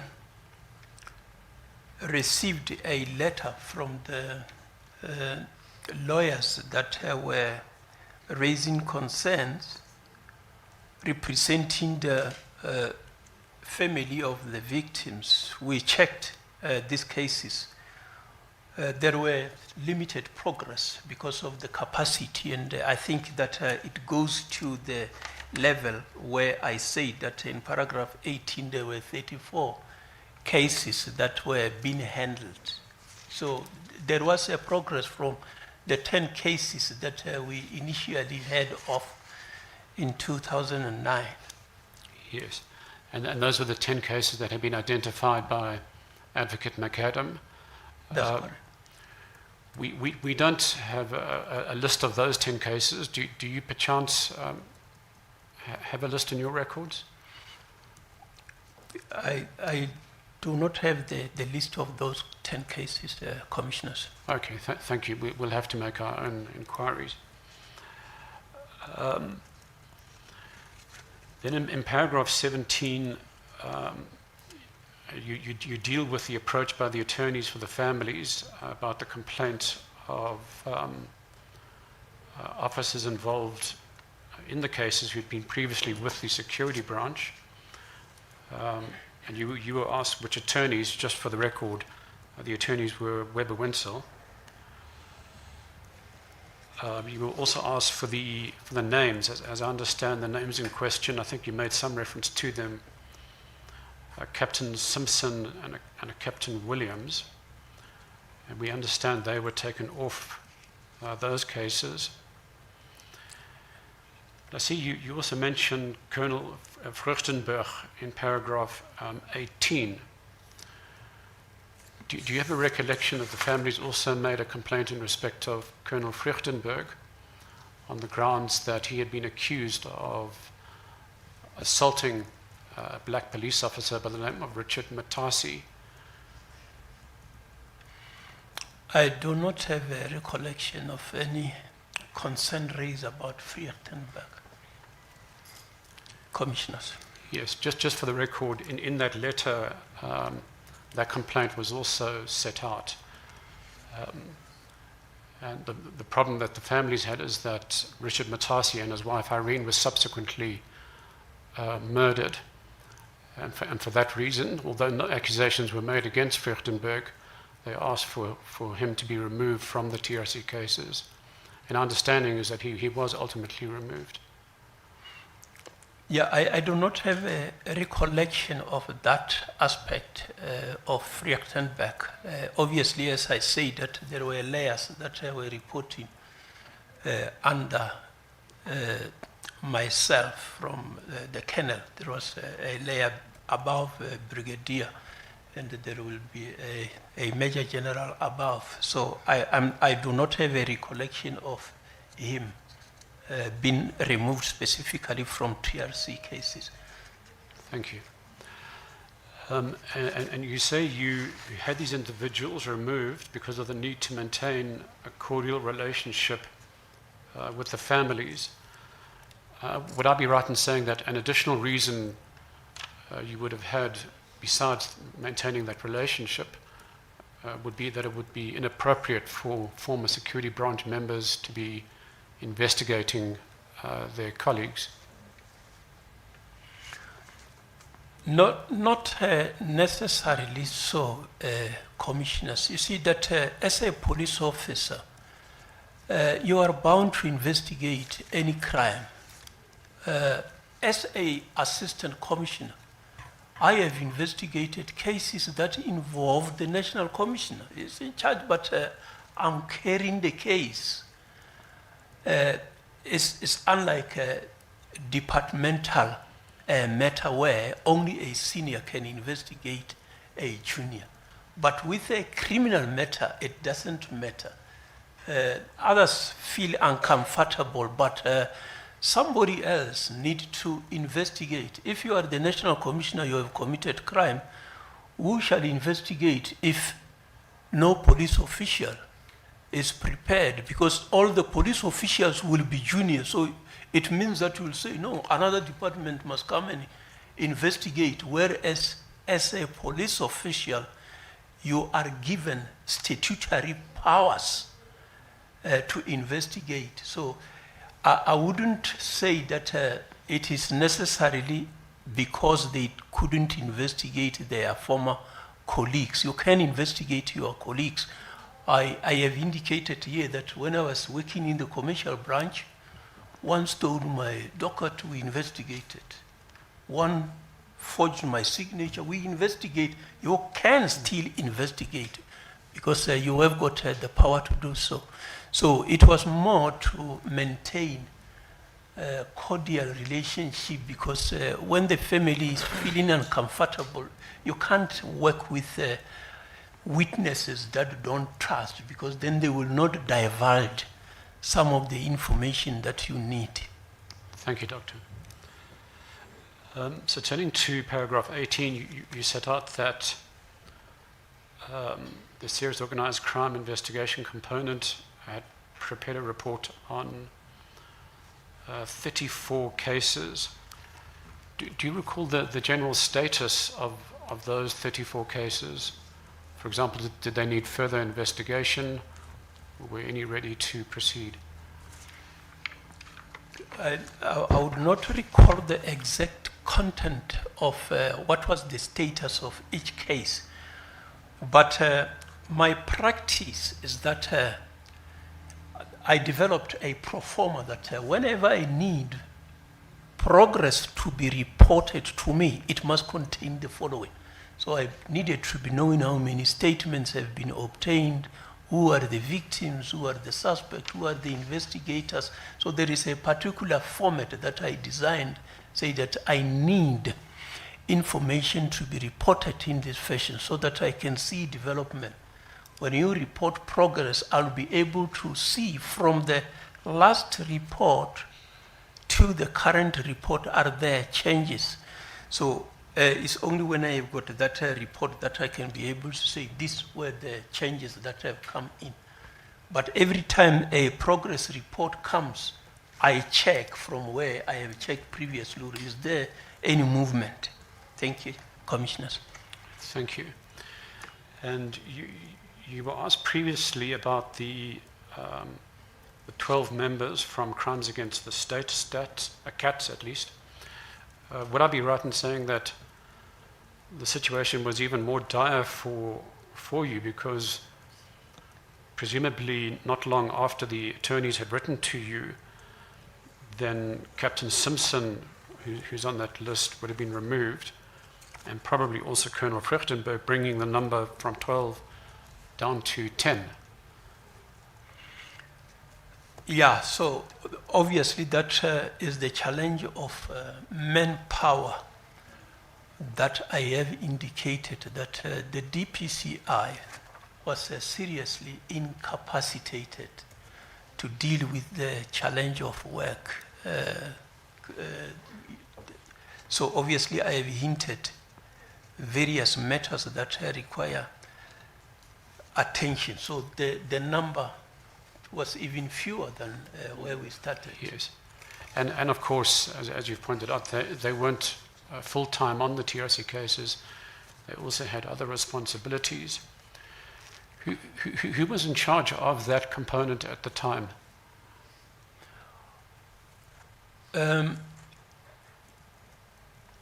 I think that the component head for serious organized crime when I came in was Major General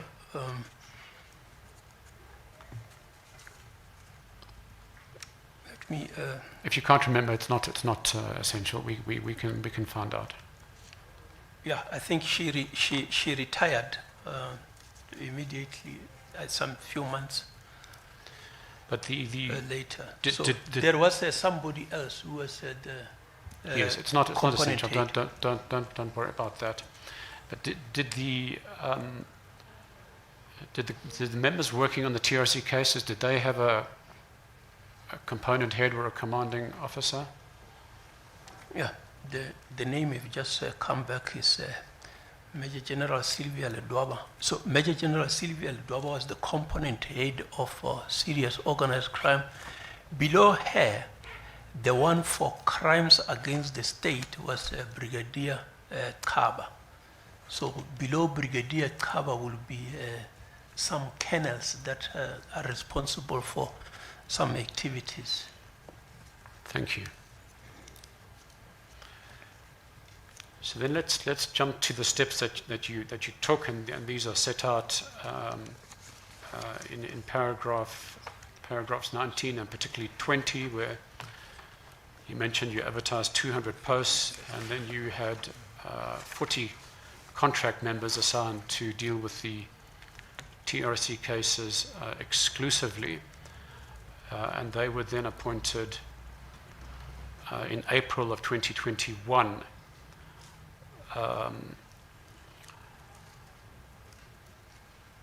And I see that, I suppose it's no coincidence, Dr. Lebeya, that in 2021 there was almost an explosion of cases registered with the DPCI. According to our calculations, just in that year alone, 56 cases were opened by the DPCI. Is that attributable to the fact that you had 40 dedicated investigators? Yes, that indeed, commissioners, that we have increased the capacity. Obviously, they are looking deeper and they are able to receive new matters. And when the complainants in other matters see that there is development, they also come forward. So you'll see that some of the matters have got new cases. You don't have the old linking case. So it might start as a missing person during that period. So that is why they will be increasing. Yes, and then in the following year there was even a bigger number, 2022, where 84 cases were opened by the DPCI, a very impressive number, presumably also because you now had capacity. Yes, indeed, and we needed to deal with every matter relating to the TRC that has not been finalized. Because if you compare those numbers to the cases between 2011 and 2020, from what we can see, only 8 cases were opened in those years. Would you also account that to the lack of capacity or lack of dedicated investigators prior to 2021? I believe that it could be the issue of capacity. Because as I have said, I don't believe that from 2009, there was anybody who was stopping anyone from investigating this matter. So I'll believe that it was an issue of capacity, limited capacity. And then if we turn to your paragraph 25, the number that you give in cases handled by the DPCI have now jumped to 140 in April of 2023. Am I correct in saying that by May of 2025, that number had increased to 176, just before you retired?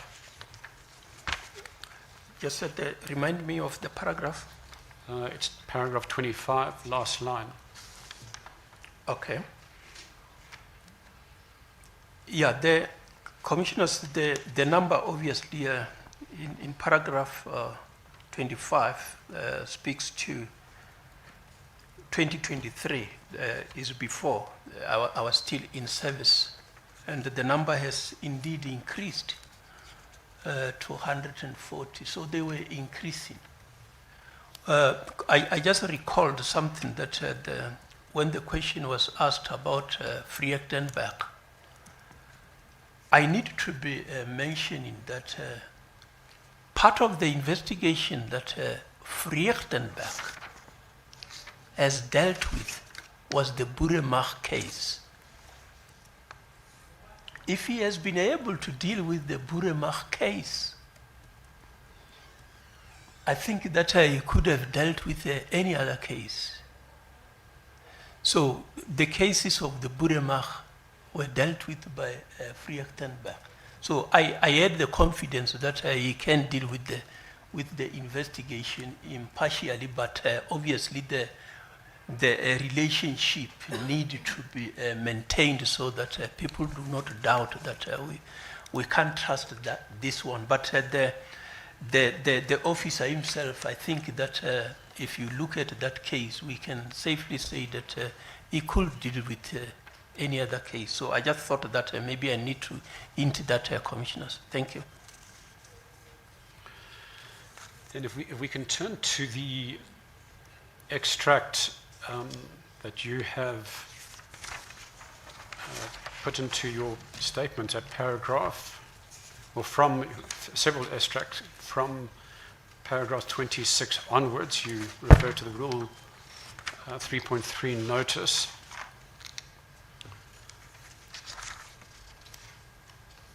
And in the extract you include in 26, that's from paragraph 313 in the Kalata founding affidavit, which in turn refers to the letter that McAdam wrote to you on 18 January 2010.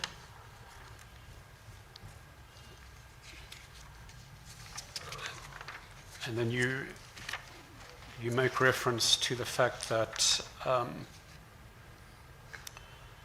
in the Kalata affidavit, only the letter was reproduced, but not paragraphs 35 to 36, where Advocate McAdam had used the word positively, which he did so at paragraph 35 of his statement, which you have reproduced. I just want to put it to you that was not done intentionally, and do you accept that Mr. Kalata only reproduced the letter but not the paragraphs? If he had reproduced the paragraphs, then that word would have been included. But for purposes of that affidavit, it was only the letter that was included. Commissioners, I accept that. It is just that I felt that this kind of word need not to be omitted. So if it is unconsciously omitted, I accept that. So there was no deliberate to cast any negative aspersions. I accept that. So I just feel that the relationship between Macadam and what he said and how we were engaging him was in positive spirit. And when this message is conveyed to the third party, this kind of words need not be left out. Thank you, Commissioners. Thank you. And of course, the families have no reason to dispute Macadam using a word like positively, because in his meeting with you, steps were being taken to assign investigators to the cases, which at that point in time, in 2009, would have been a positive development. If we can just return to that extract, and this is on page 8 of your affidavit, in paragraph 26. You'll see that Advocate Ackerman in the second paragraph on that page refers to Senior Superintendent Bester. And he makes reference to the fact that Bester had several dockets against the liberation movements, and that Macadam had explained to him that in those matters amnesty had been granted, and he then advises Bester that there was no basis on which these cases could be reopened.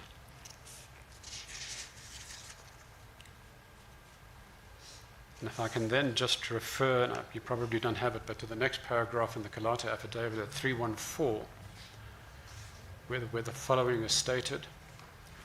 Senior Superintendent Louis Bester was appointed to oversee the investigations of the 10 remaining TRC cases. It appeared that Bester was particularly interested in pursuing cases against members of the former liberation movements. As it transpired, he made no progress in the cases against former apartheid security officers and operatives. Do you have a recollection whether Senior Superintendent Bester made any progress in the TRC cases? Because it's certainly the view of the families that he was very keen to move against the liberation movements, but not against the former security officials of the apartheid regime. As I've indicated, I did not have any indication that he had the intention of not investigating against anyone. And once a case is there, I would have insisted that any case be investigated. As the police, we don't make decisions. Decisions must be made by the National Prosecuting Authority. You collect evidence and table before the authority that has been given. I would not have allowed that, so it was not brought to my attention that he does not want to investigate cases against members of the security setting. So Advocate Macadam, in his statement, mentioned that in 2010, after the arrangement had been agreed with you, you mentioned that the investigations would commence, but only after the conclusion of the 2010 World Cup. Do you have a recollection of that? I do not have a recollection of the nitty-gritties of the status of progress, how they have been progressing. And I think that in 2010, during the World Cup, again, there was special focus on the World Cup, and I was given the responsibility of dealing with all the cases of the World Cup. I was monitoring that on a constant basis, daily basis, dealing with all the World Cup cases nationally. So that would have been my responsibility, among others, in 2010 during the World Cup. You know that those cases had to be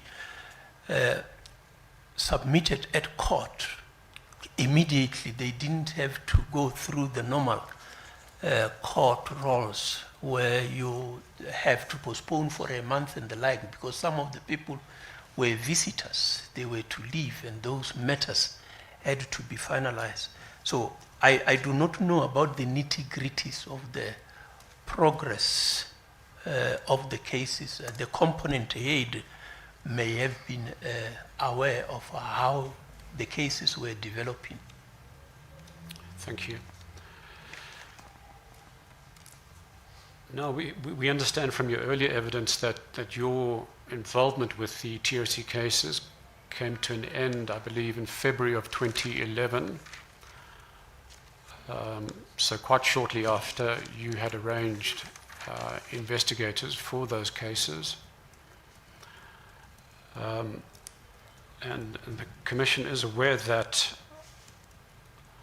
between 2009, in fact going back further, between 2007 and 2016, no cases were enrolled for prosecution and no inquests were held. And I know this is, you can only speak up until February of 2011, but what might explain the lack of activity in those years? Between 2007 and 2016? Yes. TRC cases. TRC cases. Yeah, as I've indicated, I only came to know about these cases in 2009.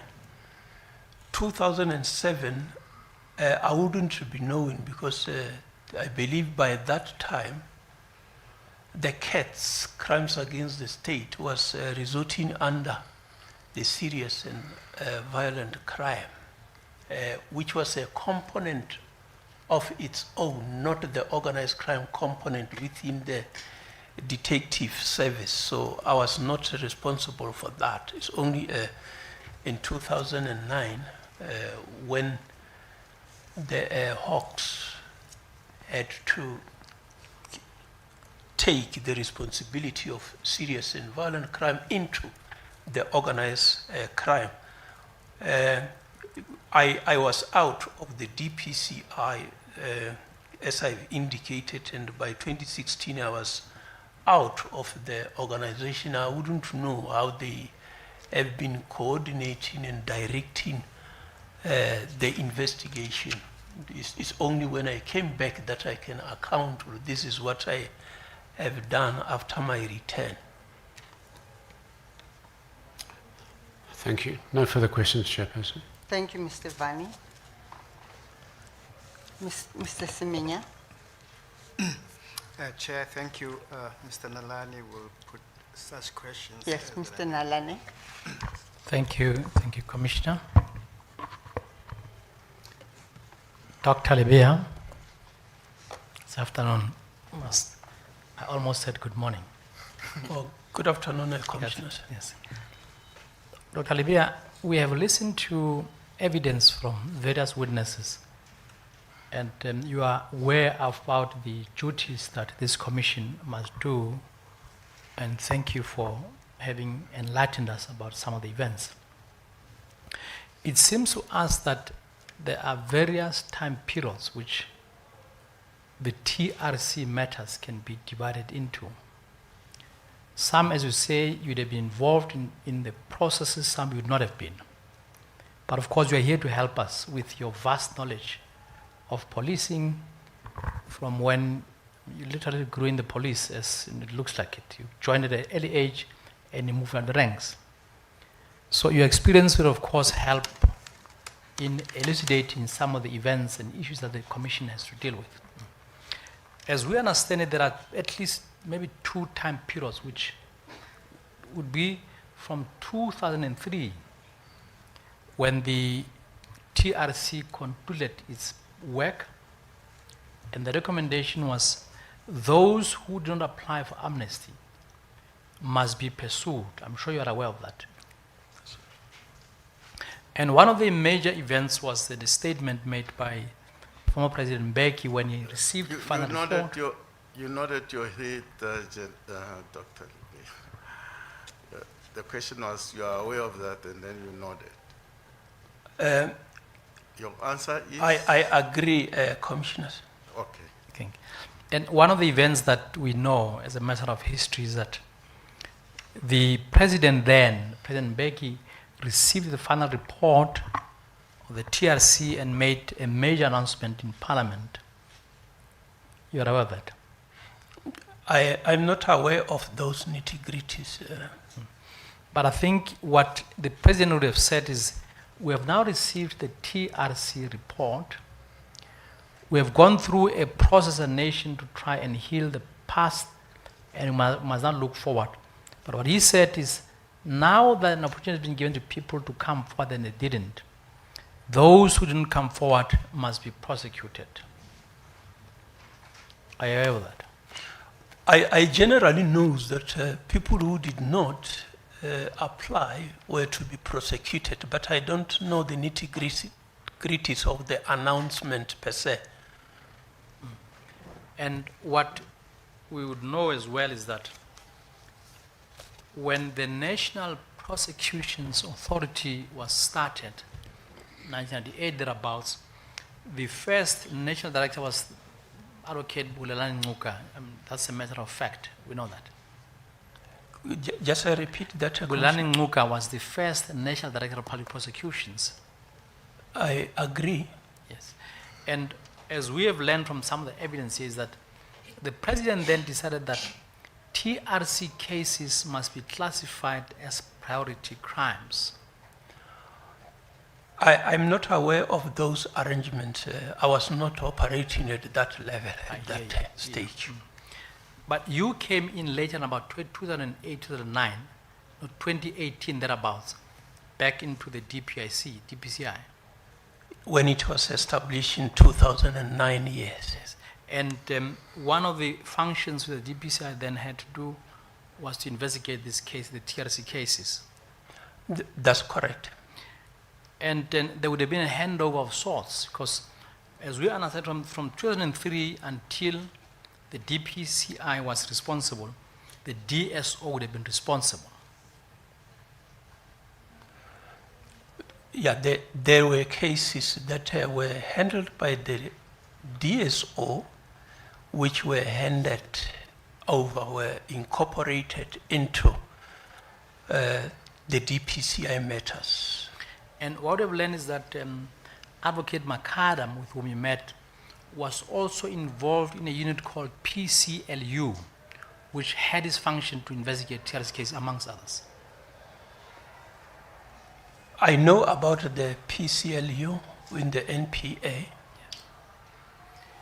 And we would know that PCLU, but you can tell us if you know, was it ever done away with, or is it still there as we speak now? At the time when I left the organization, it still existed.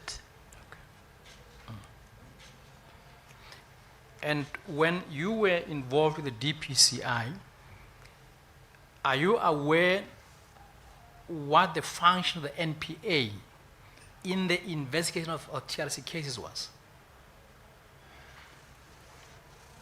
The function of my understanding of the National Prosecuting Authority was to make a decision on prosecution or otherwise. And because they are working closely with the investigators, guiding them, they will indicate as to whether this matter need to go to criminal court or inquest court, or they decline to prosecute, and that the matter might be closed. So it is the generic mandate of the NPA and the mandate of the SAPS.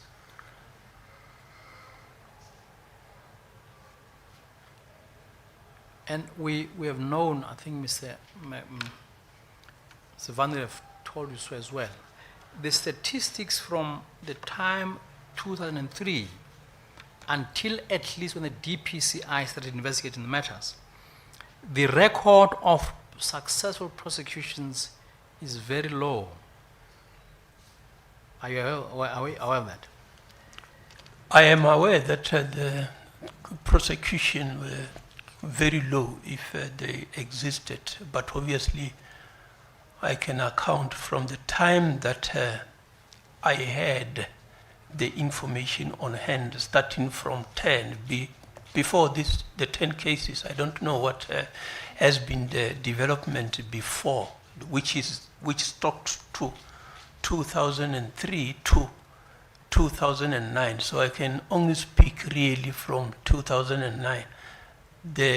Before 2009, they were not sharing with me on that information. And you say that during your time at least, the number of TRC cases and investigation increased. Correct. You had 10 initially, and then they all spiked to at least 104, or thereabouts. Yeah, so it's 34, and then thereafter we speak of 140. I think that you can see in other areas 150 and the like. So they keep on increasing. And this is from at least when you're involved in the DPCI, 2019, 2020, thereabouts. Yeah, from 2018, that is where I can say that the number really started to increase. But from 2003 to 2018, the numbers were low. As I have indicated, from 2003 to portion of 2009, I don't know anything about the TRC cases. No, I know you don't. All I'm saying is from the stats that we have, and I'm sure you'd have had access to this as well, the numbers. Is this answer going to help us? Okay, I accept the point, yes, thank you. But the point is there was an increase in, as you said, there was an increase in numbers from when the DPCI started investigating. Yeah, my short answer is that from the 10 that I know of, there is time when we had 150, so there is an increase. And one of the I won't call it complaint, but the explanations that we've had, at least, is that there were no investigators that were responsible for investigating the cases, at least from 2003 until at least the DPCI, as you would have known, stepped in.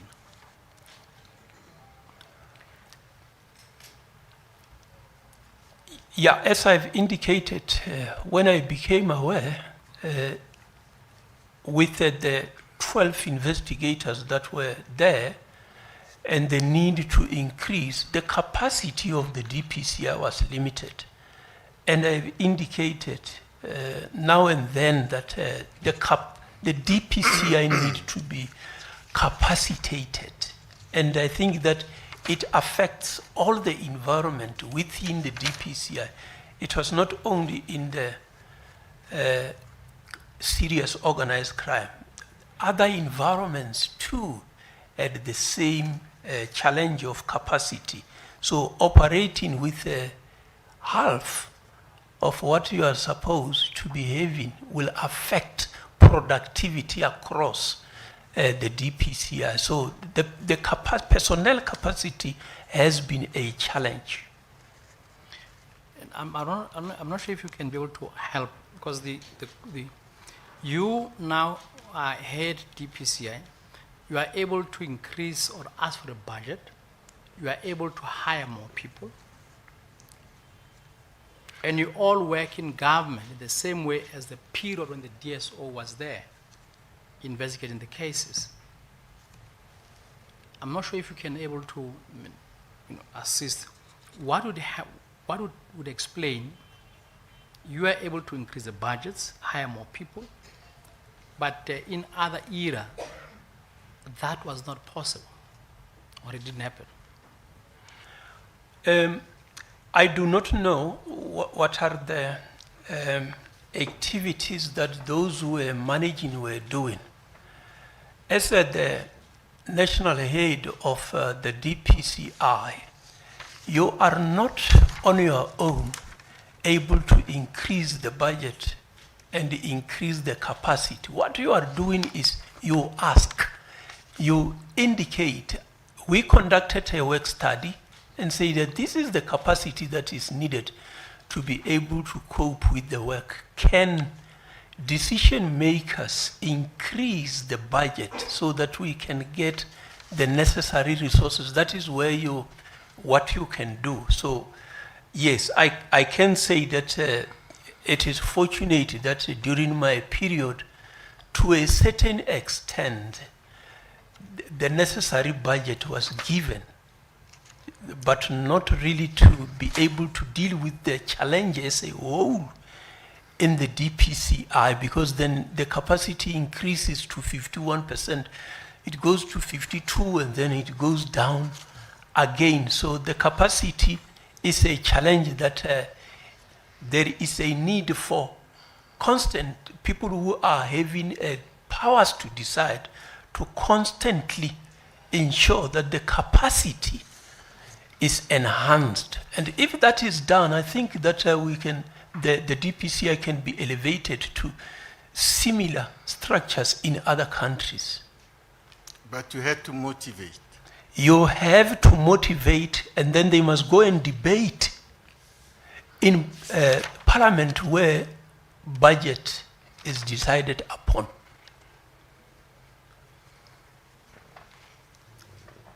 Of the numbers of people and cases that increased when the DPCI stepped in,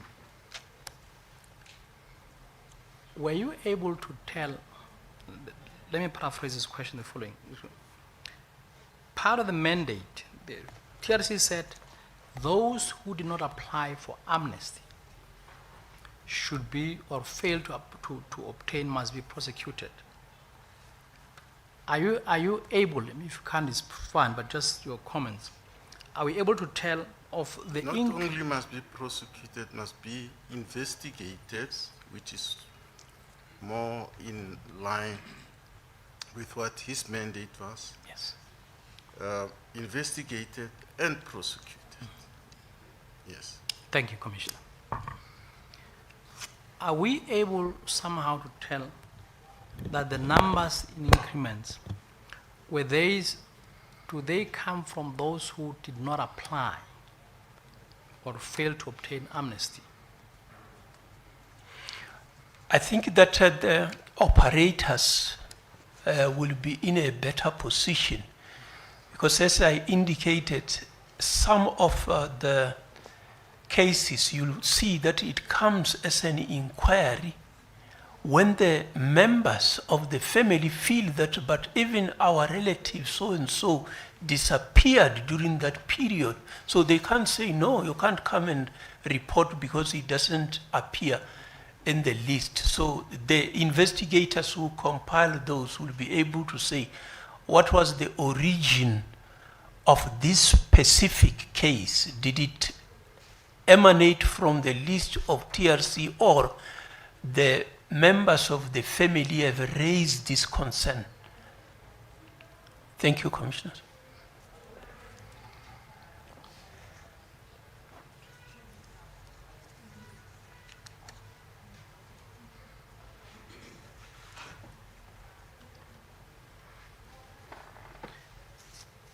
We know that the PCLU had some persons were working there, especially Advocate Ackerman, C, and Advocate McAdam. The last person that you'd know from the PCLU would have been Advocate McAdam. I think so, but I wouldn't say that I do not know Advocate Ackerman. It's just that I do not have a recollection.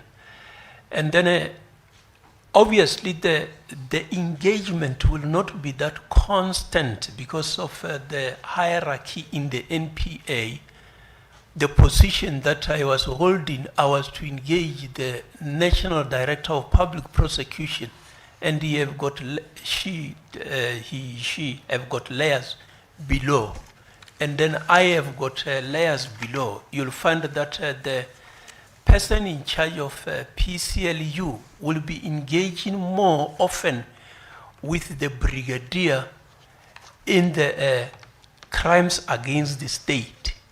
So yes, Ackerman Macadam is the one that I have met. I'm not recollecting Ackerman. But are you able to explain why there seems to have been an increase in the number of cases investigated and reported after the PCLU had, after the change of investigative capacity from PCLU? I am not getting the question correctly, Yes, Commissioner. the PCLU at some point did not continue with the investigation of the cases. The DPCI did that. And there seemed to have been an increase in the number of cases. Are you able to give an explanation why that would have been so? It is not clear, Commissioner, because my understanding is that the PCLU never investigated. They are directing the DPCI to investigate, so they have to be working together. The NPA does not do the investigation, but they have got to work closely with the DPCI. So if there is anything that they want being done, they will direct the members of the DPCI to do that. So I wouldn't know the nitty-gritties of the activities in the PCLU. I will get my report, progress report, from the component head of serious organized crime. So that is what I can say. But the issues, the activities in the PCLU, I think the NPA can be in a better position to respond. But did they continue working with the DPCI for the DPCI to do the investigations? I get the reports from the serious organized crime, so I'm not asking them, are you still working with the PCLU? Because I know they must work together, so they haven't raised a concern that the PCLU has closed down or they are no longer doing what they are supposed to be doing. Because I even see that even at the time when we had the July unrest, they still work closely with them and the organized crime. So I can't say that there are issues with the from the NPA side. So they did not raise it with me that there is a challenge from the PCLU. But the structure remained in place in the sense that the PCLU, if they required investigators, they would go to the DPCI. Yeah, if they require investigators, investigation to be done, they will go to the DPCI and the DPCI will investigate. The DPCI members will not be seconded to the office of PCLU. They will do the work in the DPCI and provide feedback to the prosecutors in the PCLU. And so that the investigative capacity in the DPCI was increased, and that led to increase in the cases and investigations. I believe that is the case. Commissioner, those are the questions. Thank you. Ms. Ranto? Thank you, Commissioners. General Libya, you testified that you commenced your services with the DPCI in August 2009, is that correct? Is correct, Commissioners. And you also mentioned that that was until the 31st of January 2010, before you took up your position on the 1st of February 2010 as the Divisional Commissioner for Crime Detection. That is correct, Commissioners. So I would be correct to say that with the re-establishment of the DPCI, you spent approximately 5 months in that environment before your appointment as the Divisional Commissioner for Crime Detection and Forensic Services and Crime Intelligence. Is that not so? Just repeat the question. You say re-establishment or the... You remember you explained with the re-establishment, with the establishment, not re-establishment, sorry for that. Okay. That's why you said the newly established DPCI. So you spent 5 months approximately with the newly established DPCI before you were appointed to take charge of detective service, crime intelligence, and forensic services. Is that not so? Let me clear it in this way. From 2009, I was with the DPCI, and then I was appointed divisional commissioner within the DPCI in 2010, and then until the 31st of January 2011. So only the 1st of February 2011 that I went to the back to the greater service to be the Deputy National Commissioner for Crime Detection. Thank you. Yes, that means you would have spent just over a year. That's with the correct, DPCI. Commissioner. Thank you for that, General. And you also informed the Commission that during the set process there were also reconfiguration of responsibilities within DPCI and also priority crime investigation, isn't it? Yes, that's correct, Commissioner. That at the time, which I think General Dramat will also indicate, that at the time when he was appointed as the Deputy National Commissioner for DPCI, he was also given the responsibility of Deputy National Commissioner Crime Detection, which at some stage there was Commissioner Williams, I think that with the retirement and the like, they did not appoint anyone, so the two were sort of resorting under General Dramat. So until they decided to separate so that he is solely responsible for the DPCI, then that other directorate, crime detection, is the one that I was appointed in. So that is the separation that have happened during that period. And you also spoke of the increment during your appointment of more cases being investigated related to the TRC cases. Remember that? Your voice drops. Sorry, Commissioners. General Libya, you also spoke to the increase in the investigations related to the TRC since you took over the DPCI, isn't it? Correct, Commissioners. Was that in relation to, or the assessment based on your initial interaction with Advocate McAdam, talking about the 10 cases? When you spoke of increase, meaning your baseline, you operated from the 10 cases that were referred to initially during your interaction, and then you continued when you took over. Indeed, Commissioner, from 10 and then to 34, and thereafter going to more than 150. So there has been constant increase from the initial 10 that was brought to the attention of the DPCI. Thank you. One last question, General. You were asked about accessing more funds or applying and getting the budget. You were able, in fact, Advocate Nalani Esi said you were able to increase the budget. You remember that question that was posed to you, that you were able to increase the budget? I'll make a follow-up. Yeah, I just want to remind you what was, what you were asked. You remember that? Yes, yes. I wanted it to become clear that it is not the national head who increases the budget, because if it was the national head, I should have sorted this out that the DPCI should operate at 100% from the time that I identified the weaknesses.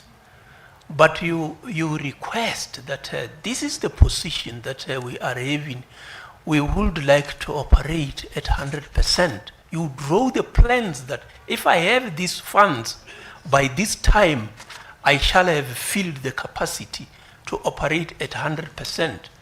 Then there will be debates and the like. They agree or we cut here and there, and then you can get this. So there was that increase of budget, but not by me, but by the decision makers into the DPCI. Thanks, Commissioner. Thank you, General. In fact, in paragraph 19, perhaps, if I may take you to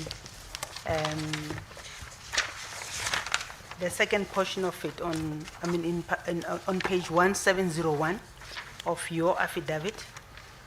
That is where you speak of your request that was subsequently approved, subject to the need to cater for other environments over and above the TRC cases. You remember that? That's correct. I requested, and the authority approves. So indeed I requested, and it was approved. Would I be correct that the intention was to cater for resources for the TRC, but it was not within your powers to decide as to whether all those posts could be allocated to the TRC cases? So because we needed the DPCI as a whole operated, they needed more than 200 posts because they were operating at something like 50%. But depending on the available money, we could only fill 200. And then out of the 200, we had to decide how do we distribute to all of these environments that is in need of resources. Okay. So would I be correct that as much as the TRC needed to be prioritized, there were other areas of that were identified as needing resources, as you indicated that you had to apportion the posts that were allocated so that you cater for other environments? Indeed, commissioners, there has always been dire need for personnel in the DPCI. If one was to look at matters like the Free State asbestos, the VBS, the Durban solid waste, the COVID-19 matters, the July unrest, all of these things needed more capacity. You can't put 3 investigators and think that they will complete the matter. You need to put 20, a team of 20. And that capacity you needed. And the other cases, the complainants can't listen when you want to say, no, we are going to park your cases. I heard when I arrived that some of the cases they were parking elsewhere because they don't have capacity. They will deal with them at a later stage. But the complainant won't accept that. So the capacity has been a serious challenge. We had to do with what we had. We also had to ask for secondment from other environments. Thank you. And when you spoke of the need to apply for a budget or funds allocation, would I be correct to say that that is also within a specific legal framework that is related to the management of finances within state organs or by the state organs? That is correct, commissioners. The national head of the DPCI is not an accounting officer. So you have got this long process that you apply and then it goes through different channels. And you rest assured that you are not going to be getting what you requested. If you go and look at the request that we have been making, and publicly so debating that there is a need for this, it has not been sufficient to cater for the needs. It's not only personnel capacity. It also goes to issues like accommodation. If you were to go and look at the accommodation, you will see that there is a need to capacitate this entity. You can even look at the headquarters for the entity and say, is this the headquarters of the Hawks? Haven't we requested that please come and look at this? We requested the DPW to come and look at the accommodation. It's only when something wrong happens that people point fingers and say that, but how can it be this kind of accommodation? So resources has been a challenge. If there were sufficient resources, most of these matters shall have been finalized speedily. Thank you, Commissioners. Thank you.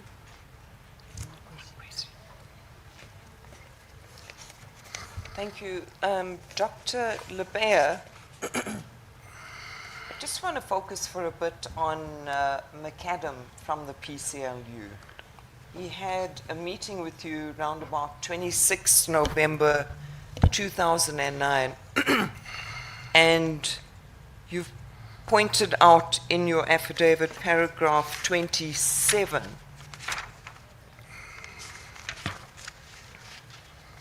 that the word positively was left out. But am I correct in understanding that you had a positive engagement with Advocate McAdam and agreed to assist where you could based on the resources you had at the time? I agree, Commissioners. Okay. Now, subsequently in 2018, when you applied for further capacity and you were able to get 40 dedicated appointed investigators, I'm interested in how did you come to realize that more investigators were needed for these TRC cases? Commissioners, we have got different management styles. We have got different management styles. Right. I have always relied on what I call AIM. Whenever I move into a new environment, I conduct assessment. When I pick up the issues that need to be corrected, I implement, and thereafter I monitor. So I call it an AIM, the abbreviation for this: assessment, implementation, and monitoring. So I have monitored this and assessed and realized that there is a need for capacity, because the number of investigators that we are having, they are not coping with the workload that is on hand. And the nature of the cases that are handled by the DPCI are serious in nature. You may find that... if you can just focus on the TRC cases, what assessment did you do to realize that you were just scratching, 10 investigators was simply not enough, that more had to be done on the TRC cases?